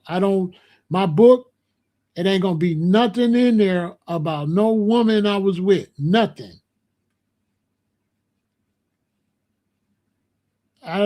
They're not in the book. Because we don't kiss and tell. We kings. I don't know nothing. Yeah, I'm writing a book. I'm writing a book about me. And the only person going to be in there is me. The only person that's supposed to talk about the relationship is the woman. She a woman. So, hey, you can't expect a woman not to be a woman. So she might tell her girlfriends or her cousins or her sister anything. We don't care. But we men, I ain't telling the man nothing. I'm not telling you nothing about no woman I'm with. I don't speak on my relationships, period, under no circumstances. Men, you better listen to me. And when you get with a woman, certain women, she's going to be trying to get that information out of you. Don't be stupid. Don't tell her nothing. Because when I get with a woman, I don't want to know nothing about her past relationship. I don't want to hear that. I don't want to know nothing. And I'm not telling her nothing about my past relationship. I'm not telling you nothing. Period. I'm not telling you nothing. And even if she try to see if you're going to tell her something, if you don't, that's going to make her like you more because she know you ain't going to tell nothing about her either. If you tell about the other woman, even though she want to hear what you got to say, she going to be like, he talked too much. She going to think you're going to tell about her too. She have to know, I'm not telling you nothing about my ex, and I'm not telling nobody nothing about you. And they're going to respect that. I'm not telling that.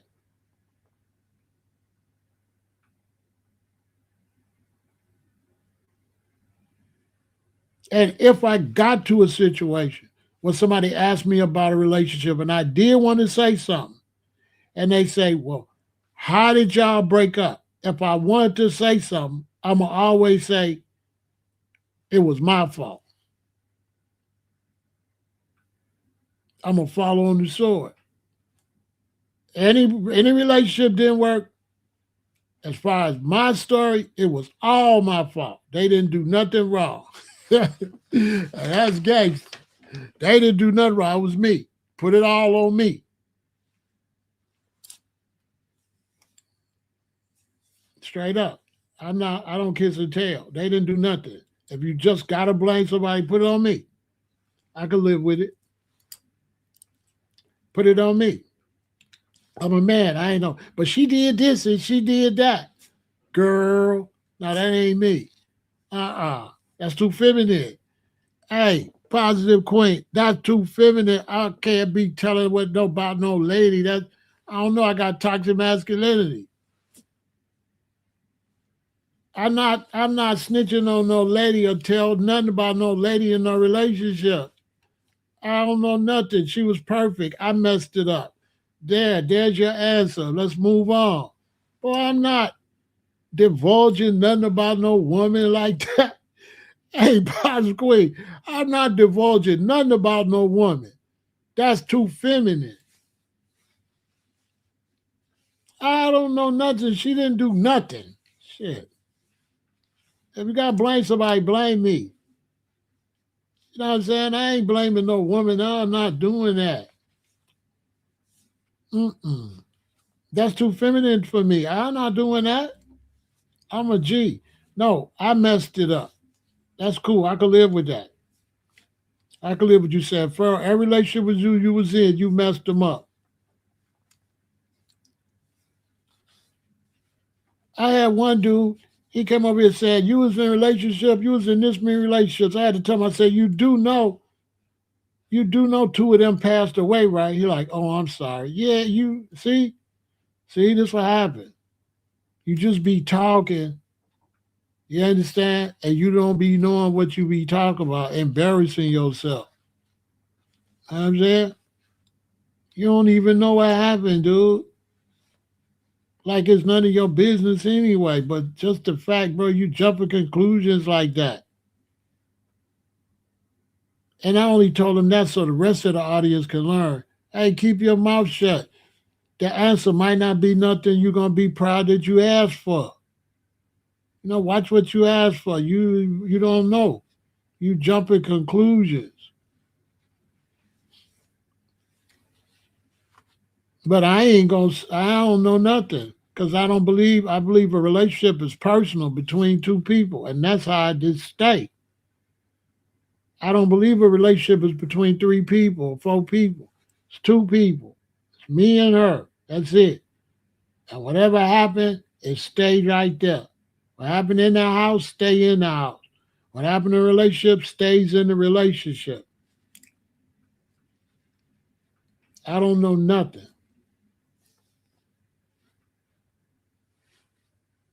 Now, if she want to go and say, I'm the bad guy, whatever, I'm cool with that. That's cool. I'll tell her she did the right thing. Put it all on me, shit. Put it on the man. Don't put it on you. Put it on me. I'm all right. I don't give a damn anyway. Go ahead and put it on me. You know what I'm saying? I'm a moron anyway, so put it on me. I don't know nothing. I'm not telling on no women. Boy, I'm not telling nothing on no women, man. You don't do that. I'm not doing that.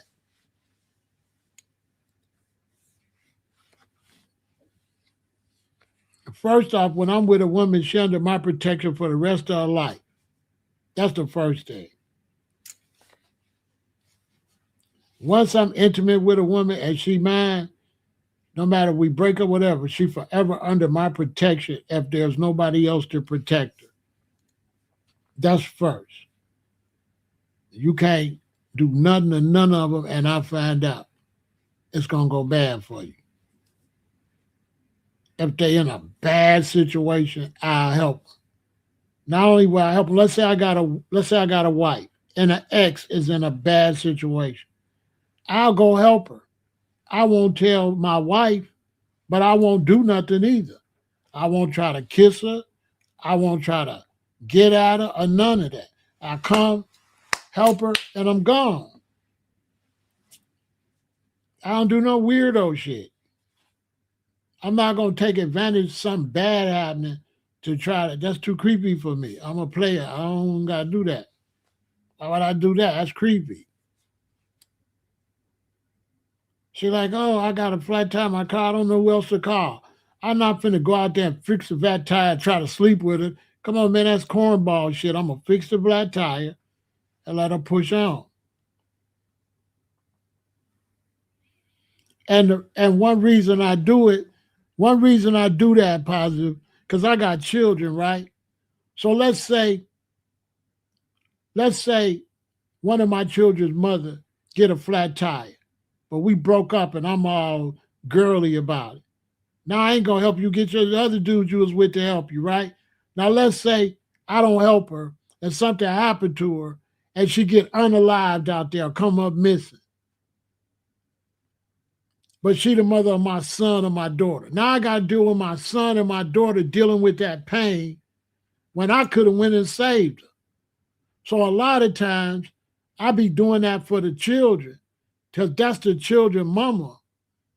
So I can't let the children mama, nothing happen to them because it affect my children. See, that's how I look at it. It'll affect my children. So I gotta always say, they mama, I ain't got no choice because my children connected to that. And if a bad experience for the mama, it's a bad experience for the child. My children, my offspring got to deal with that for the rest of their life. Now, what if they find out that something happened to their mama, she called me to help them, I didn't, and then something happened? See, I'd rather just go help them and keep it pushing. Because my thing, if you get real messed up, call me. If it ain't nobody else, call me. I'm going to come help you out. And then I'm going to keep it pushing. That's how I look at it.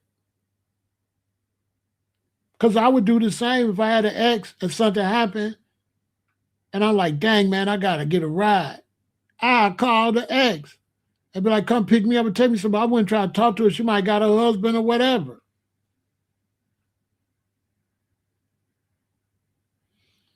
Well, they ain't got no standards. You see what I'm saying? They don't have standards, positive queen. And when you don't have your own standards, then you can't have no standards for nobody else. So I don't be doing that for the women.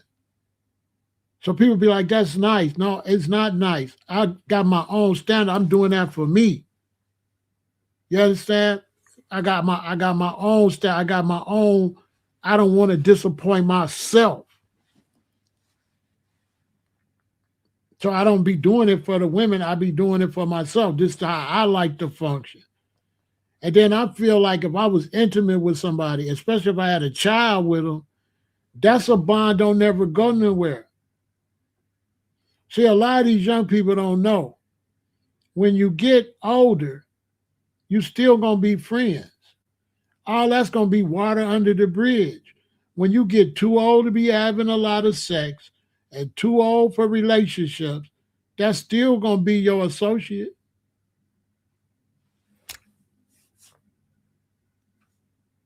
When it's all said and done, that ain't gonna never stop being your child's mother. So you just tripping for nothing, to be honest with you.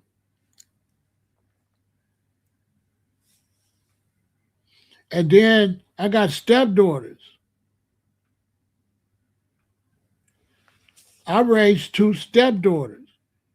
And I ain't their daddy, but if they in trouble, they call me too. I send them money too. My one stepdaughter, she called. She like, Pharaoh, could you loan me $200? I give it back to you Friday. I just gave it to her, say, no, just keep it. Just keep it. She got kids and all that. Just keep it and go do what you do. You're doing a good job. You know, you're raising your kids. You're working every day. You don't be getting in no trouble. You got a job. You be, okay, your son come up. Here, just keep it. Just keep it. You don't owe me nothing, none of that old weirdo stuff. I get my own stuff. I don't feel like no woman got to sleep with me because I helped her in an emergency and all. That's too weird like that. That's weird. That's a weirdo shit. To me. To me, that's weirdo. It's just weird, Positive Queen. It's just too weird for me. It's too creepy. I don't like creepy stuff.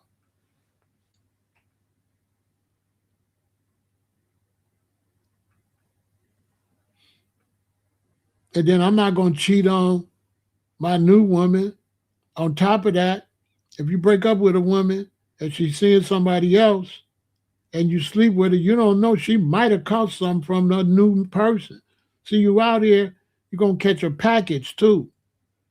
Y'all got to stop being all loose out here because you're going to catch something. So, see, I don't want to sleep behind no dude anyway. Them days is over. I ain't sleeping behind no dude because these people got all kind of stuff. You see what just happened in Texas. You see how they said all them people just got that STD just this past spring break? Oh, yeah. Give it another 2 years. That's going to be a pandemic epidemic. Watch. The way they going from person to person, watch. It's going to be a mess. You know what I'm saying? It's going to be a mess. So it's like you got to have some kind of like decency out here. But you got to be careful who you be around. It's like, and then I'm going to end this. It's like there's an energy. And there's an energy to go forward. And there's an energy to go backwards. And we live in an economical situation where we're struggling economically to get a grip to try to get some extra money. And when you're trying to get money and you're trying to get some type of, you don't necessarily want to get rich. You just want to have a cushion. You want to have some extra money, a cushion. To do that, you got to shut down.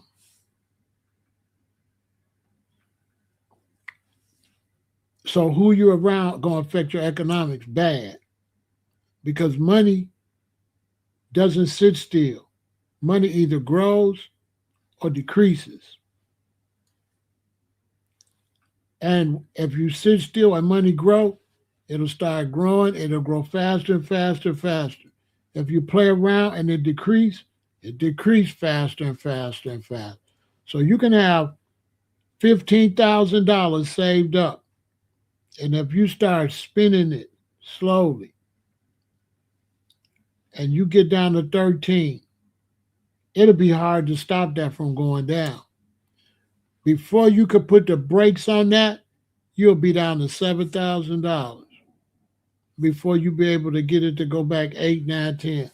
It'll take that long because money got an energy. It's either coming in or going out. And it takes like chi, like martial arts, to get it to grow. So a lot of times for you to get financially where you got to be, you need a partner. Both you and your partner got to know how to build up that chi and sit together, or you got to do it by yourself. And sometimes you be with a partner and they don't got that, so y'all always be struggling.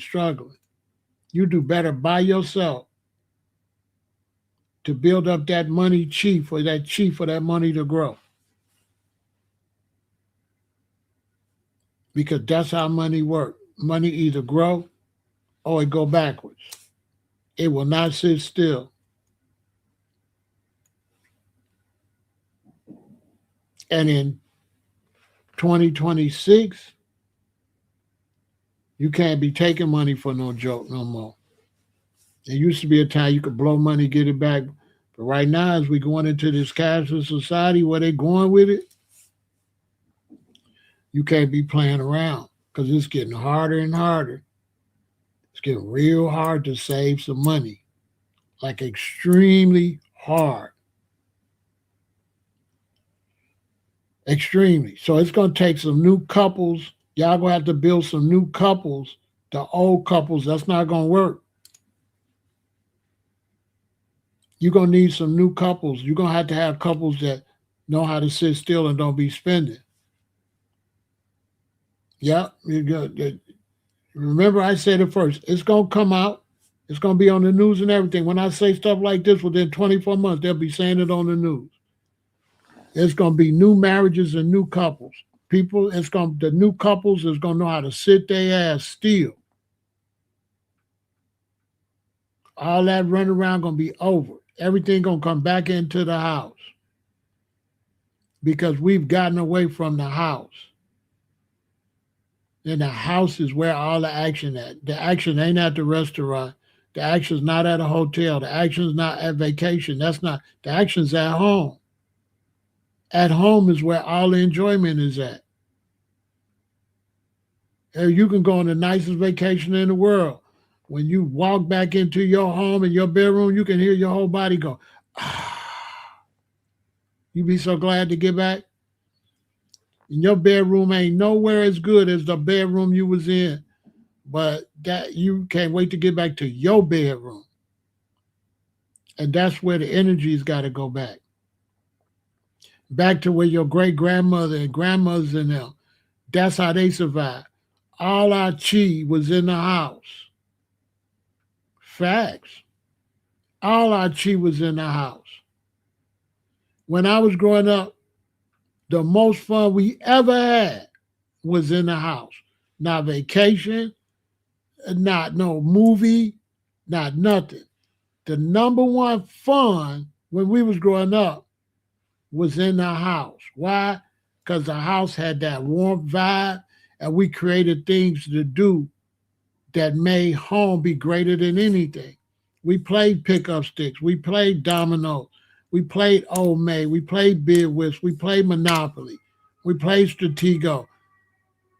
We danced. We listened to music. And the house was the most exciting thing. It was the most exciting. Nothing more exciting than in the house. I'm telling you. Nothing could compare to that. Nothing. And the close relatives would come, and then we would have activities. And we had all our activities with that auntie, that favorite auntie, or grandma or grandpa, and that's how we had fun.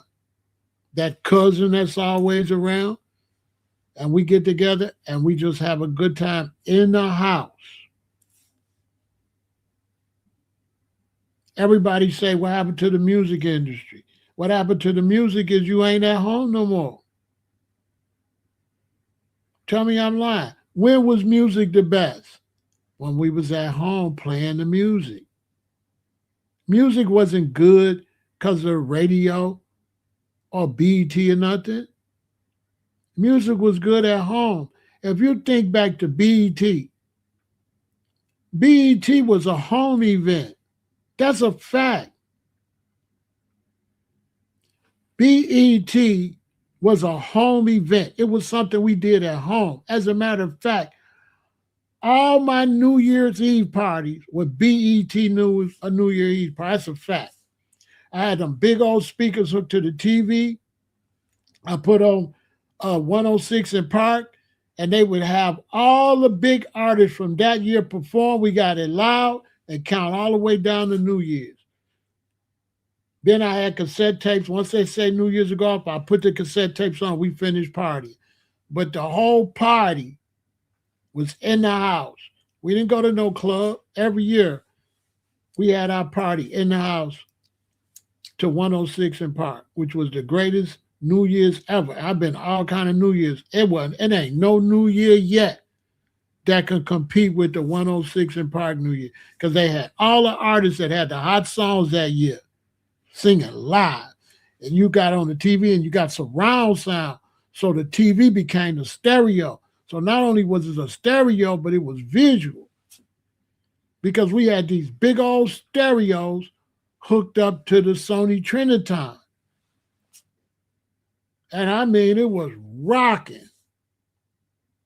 You didn't have to do nothing. Just invite all the family over and have food and liquor and stuff. And 106 in Park did all the work.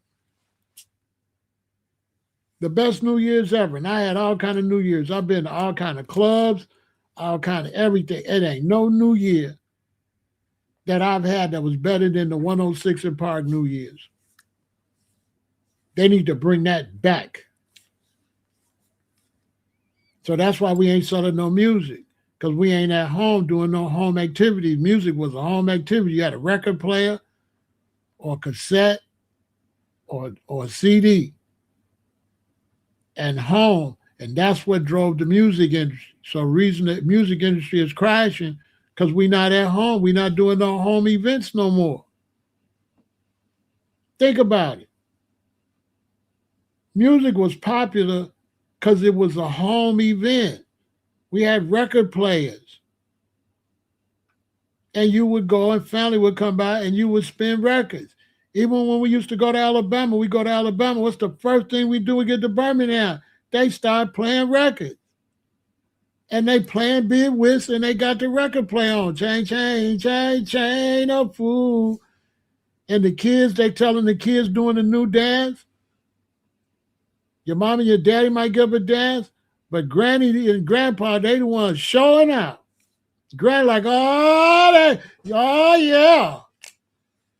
And it's going down. And they play records and they drinking and you playing cards and there's food and the kids is playing and the adults is playing cards, playing Big Whist, and everybody's singing. And the music is carrying the whole event. And everybody had their own music. That's why the music was so good. The young people, they don't get to experience that. All they hear is their music. When we was coming up, you had to listen to everybody's song. You had to play grandpa's song, grandma's song, daddy's favorite song, your mama's favorite song, and the kids' favorite song. All of them was different, and everybody enjoyed everybody. That's how I got all these records. That's how I became a DJ. Because since I was like 7 years old, I would go in the basement and play the records. And I knew everybody's record. I knew my daddy's records. I knew my grandmama's records. I knew my mama's records. I knew the kids' records. I knew what to play. They all like something different. This generation ain't having that kind of fun.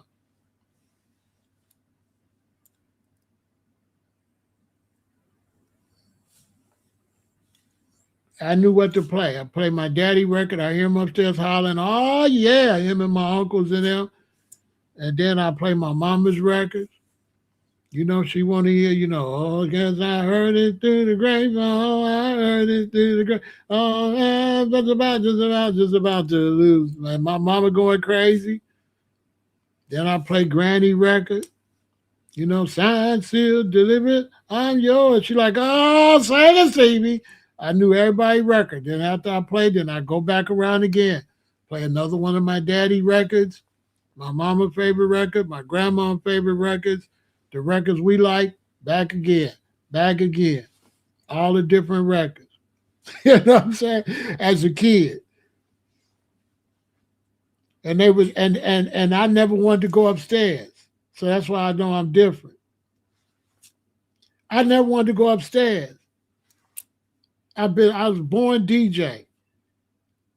To me, the greatest thing in the world was playing them records for them and hearing them upstairs. So that boy down there playing them records. I'll be down there. I'll be in my own world. I ain't at no party.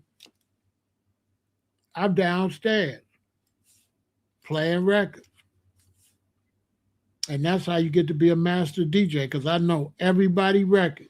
I know what to play, when to play it, and who gonna like it. And I knew how to keep everybody happy and don't just keep playing my daddy's records, play my daddy's favorite records. I knew off the top. My daddy liked more blues. My daddy like, I've been down one time and I've been down two times. Now I'm drowning. He like that type. Tyrone Davis and Jerry Butler. That's what he like.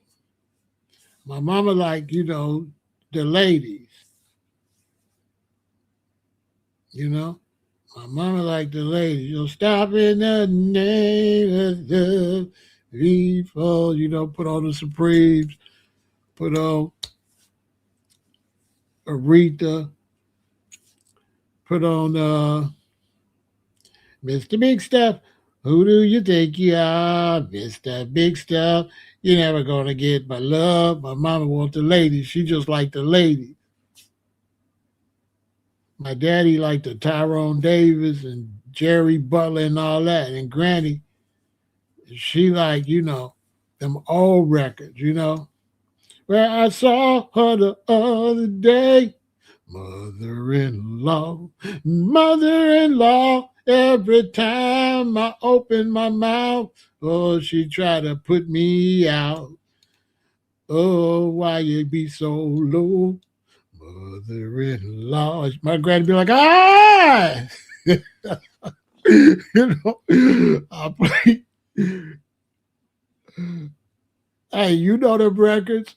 And I'm a kid. Now think about that. I'm a kid. I'm 7, 8, 9, and I know to play them type of records at that age.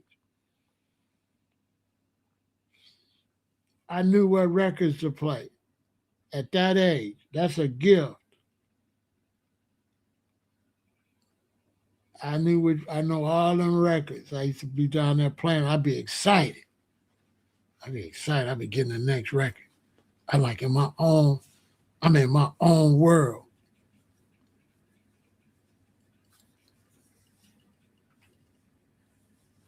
I was in my own world. Like, I would have my own party. I was just getting off for them having fun. Just made me happy. I didn't have to have fun.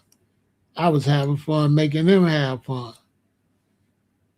And every time they come, my daddy we had a speaker upstairs. So I was always playing records downstairs. So he would unhook one of the wires so that the speaker upstairs won't play. But when company come, he would hook the speaker up and say, Michael, go down there and play some records.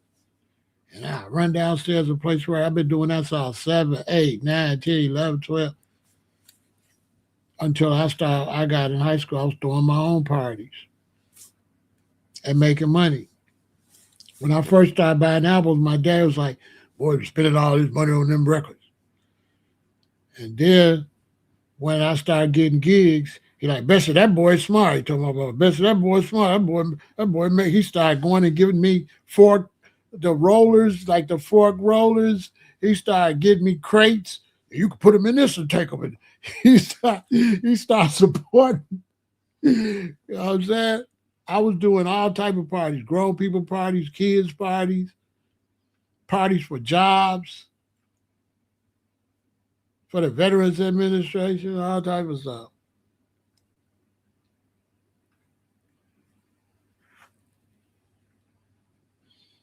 And that gets back to what I'm saying. And I didn't hang around people that was a distraction for what I was trying to do. If you wasn't, well, that's why I never end up a addict, because I didn't hang with junkies. I didn't hang with junkies. I didn't hang with alcoholics. I'll hang with you if you want to drink every now and then. But if you was a drunk, I wouldn't hang with you. You got to watch who you be around. If you was using like certain type of chemicals, that's a no-no. Anytime you was doing something that I thought was detrimental, I didn't hang around you. This is what the main thing I want the young people to know. You got to watch who you hang around. If you hang around troublemakers, you're going to end up in trouble. If you hang around junkies, you're going to end up a junkie. If you hang around alcoholics, you're going to end up an alcoholic. If you hang out around people that's not responsible, you're going to end up homeless and broke. So if you can't find nobody positive to hang around, then hang around yourself, because you're going to encourage you to do right. You don't got to be in no, what my mama would say, you ain't got to always be up in somebody's face all the time. This is what the young people got to learn. Stay out of people's face and get yourself together. Because when you don't have yourself together, you become a magnet. You become a negative magnet. And you pick up everything negative. But if you hang around yourself and get yourself together, get positive, you become a positive magnet. That's how people get rich. That's how people be well off. That's how people do good in life, because they stop hanging with anybody just to hang out, and they build up their chi, themselves, and then they attract a whole nother energy. This is how they get rich. This is how they do better. You're not going to see the 50 Cents and Jay-Z's and them hanging around nobody like that. They always be alone. They don't hang out. Nas. They don't hang out. Them people don't hang out. And sometimes they get aboard and they start hanging out like Rihanna or something. And next thing you know, they in the tabloid. As soon as they start hanging out, it go bad. Because it ain't nobody out there positive to hang out with. And that's the biggest thing that young people got to learn. You got to learn that life is boring. That's real life. Ain't nothing going on in real life. That's the fake life that's exciting. That's fake. In real life, in a beautiful natural life, ain't nothing going on. You think I'm lying? Go sit on your porch one day and look at the birds. What are the birds doing? Nothing. They ain't doing nothing. Y'all ain't never noticed that? The birds ain't running around busy. They're just chilling. They'll go eat, and then that's it. And once you start thinking that life is exciting, that's how you get STDs. That's how you become addicts. That's how you become alcoholics. That's how you become criminals. That's how you go to jail and all that. Because you're looking for something that's not there. So these young people, they get bored, so they drink. They get bored, so they smoke. They get bored, so they take substance. They get bored, they just have sex with anybody. They end up with STDs and all type of stuff because they bored, because they looking for something that's not there. It's not. Excitement is fake.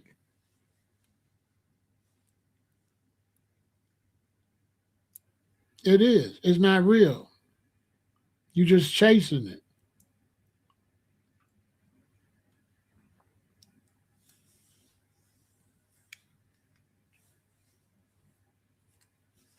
Every time you go to a hotel, it sucks.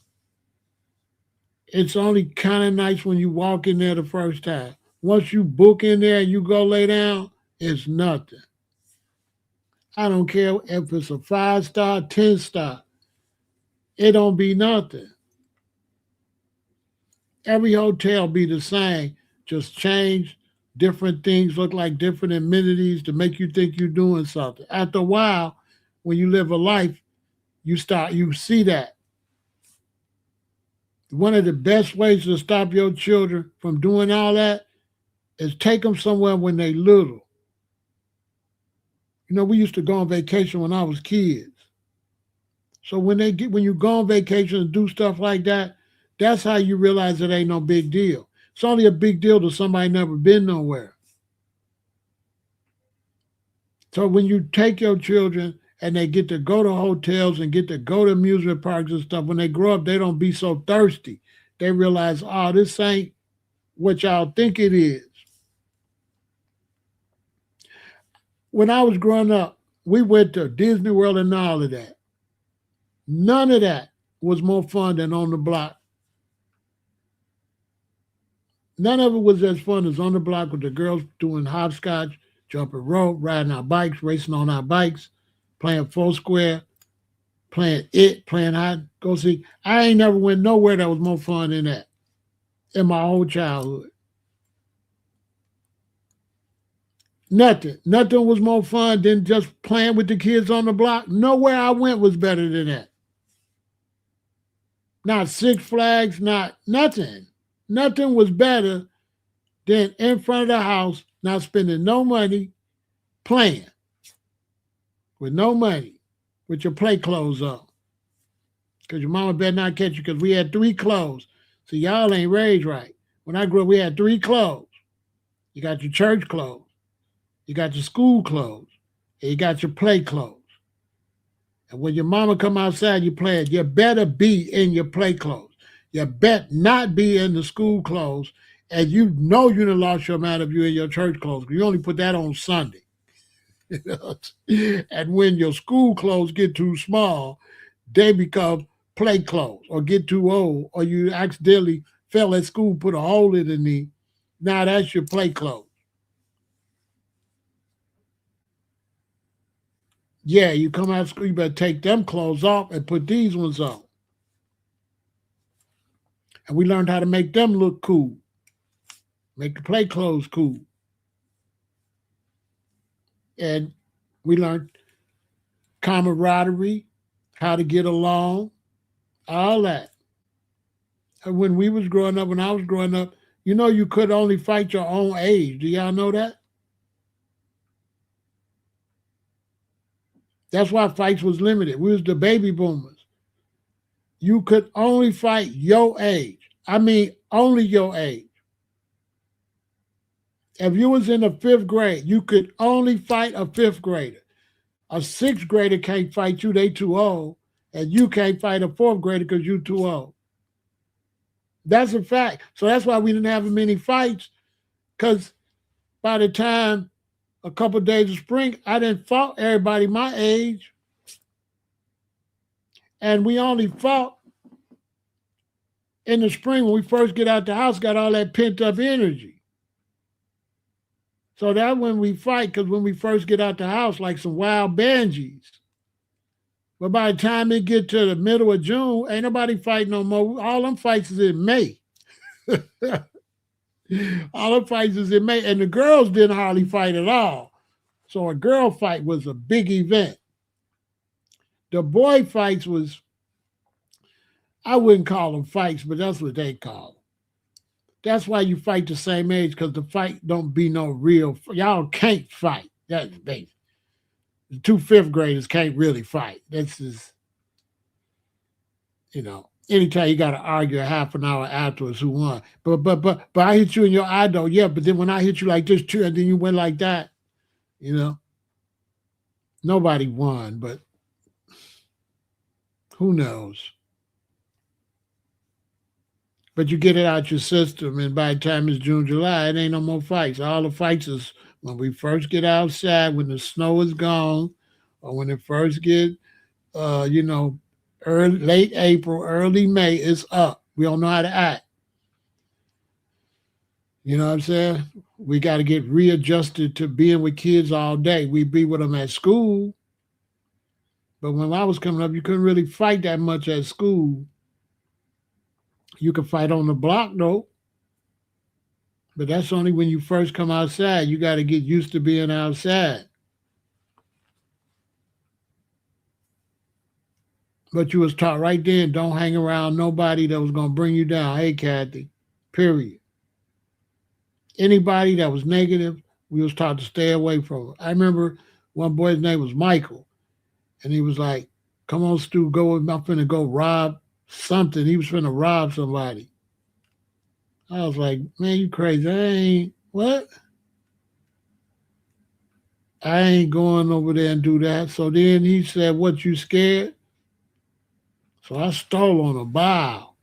I ain't like that part. Listen, just because I don't want to do something stupid don't mean I'm no punk, dude. You got me all effed up. I had to steal on dude. He felt like because I didn't want to go do nothing goofy, that don't mean I'm a punk. I just ain't no goofy. You a fool.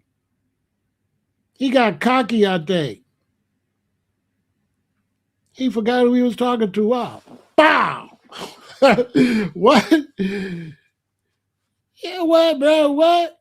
I said no. This ain't no punk saying no. This is me. You got this messed up? No, this is me saying no. I don't know what make you think saying no. Matter of fact, that prove I ain't no punk. You say I told you no. You should have known right then. The way I said no. You know what I mean? Nothing about how I said no mean I'm playing with you. Bro, get your goofy ass out of here. Get out of here. Dude, is you crazy? You know what I'm saying? You gotta try to act like intimidating because I don't want to go do nothing stupid. Get your ass out of here. Because we had a thing like just because we were smart, just because you dumb don't mean you going to win a fight.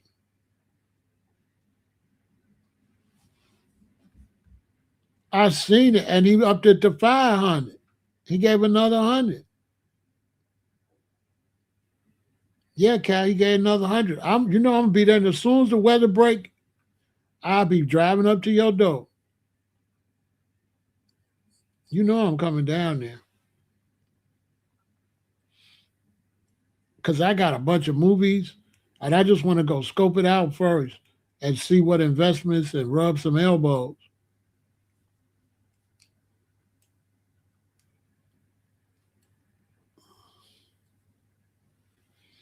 I'm definitely coming.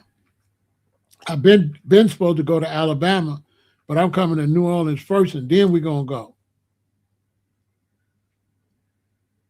Yeah, I'm coming to Shreveport. I'm coming to Shreveport and New Orleans. Then we're going to go to Alabama. My cousin going to drive me down there. You know what I'm saying? It's going to be some money, boy. I know you're going to get some of it. So that's that, y'all. The bottom line is watch who you hang around, especially you younger people, especially you dudes. Like, you got to watch who you hang around. Don't let nobody encourage you to do nothing crazy. You got to use protection out here if you're trying to sleep with people. But I would say, unless it's really your woman like that, don't do it. And the future is going to be, the future of relationships is Y'all both gonna have to go to the clinic. I might talk about that in a couple of days. The future of relationships, you meet a woman, you meet him, first you're gonna date. No fluid exchange to see if you really like each other. And then if you decide you really like each other and you want to be intimate, you're gonna have to go to the clinic and get some results. That's gonna be the future of relationships. No clinic, no body fluids exchange. That's the future. You might as well get with it. That's the future. And y'all gonna have to bring marriage back, and y'all gonna have to learn what a relationship. A relationship is not a perfect person. A relationship is both of y'all adapting and maneuvering to stay together. Not, oh, she ain't this, I want a divorce. Oh, he ain't. That's not how it works. A relationship, you're not gonna find no perfect person. I don't know who told these young people that. A relationship is about adapting. That's what it is. You got to find out if you love somebody, you can't love them, but you got all these other requirements. If y'all love each other, then adapt. You have to adapt. And the young generation finding out because they meet somebody, they love them, but they say they ain't a match. Then they meet somebody else, that ain't a match.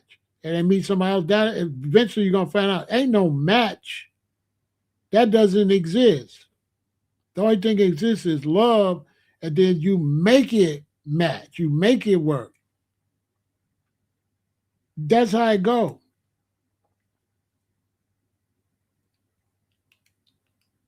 Like my father told me, he said, I just stayed with your mother. He said, because these guys, they keep divorcing and they got to keep divorcing. He said, because this one going to drink too much. This one going to gamble too much. This one going to do this too much. This one going to cheat. He said, my wife just spent too much money. I'll just settle with that.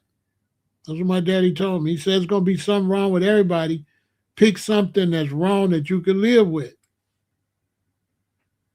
Wisest thing he could have ever told me. One of them. He told me a lot of wise stuff. One of them. And he ain't lying. You ain't finding nobody perfect.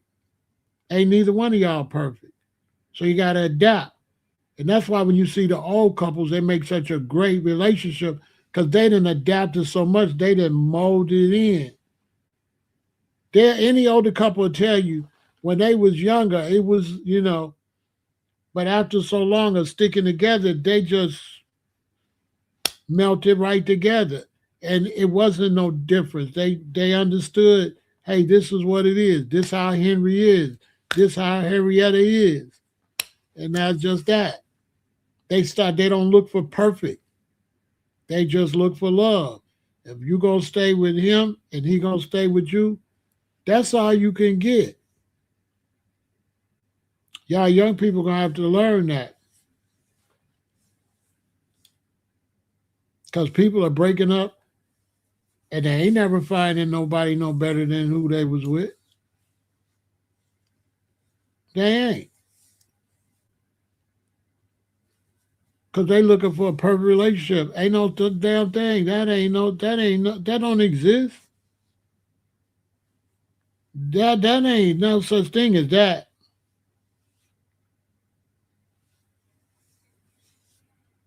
And these hard times is going to wake everybody up what a real relationship is. One of the main reasons your grandparents and my parents and my grandparents stayed together because hard times made them realistic. They wasn't worried about the petty stuff. They was worried about keeping a roof over their head, food on the table, stuff like that. That's what made them a strong couple. Now these new couples, you take all that for granted. You're not interested in keeping a roof over your head and food on the table. You interested in other things that you're looking for in a relationship that don't make no sense, really. You're looking for something don't exist.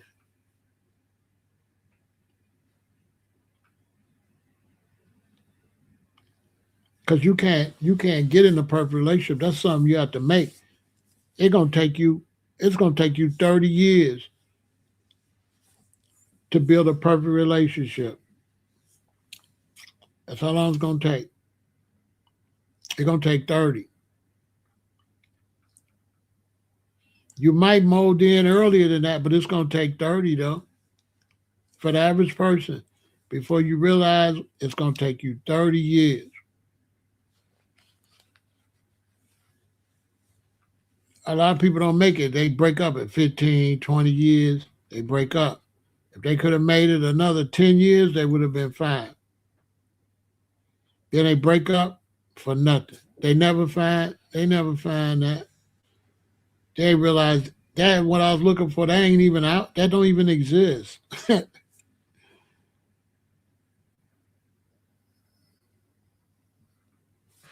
I'm trying to tell you. That's because y'all realized y'all was already perfect. That's why y'all still together. Y'all realize, oh, we is perfect. We tripping. Mm-hmm. Once you realize what you're looking for, that don't exist.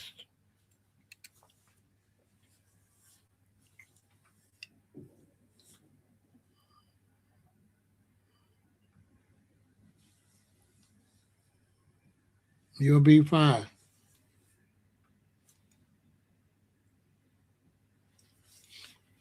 I hope y'all learn from that. Watch who you hang around, especially you young men. Watch who you be around. The best person to be around is people that don't want to be around you that much.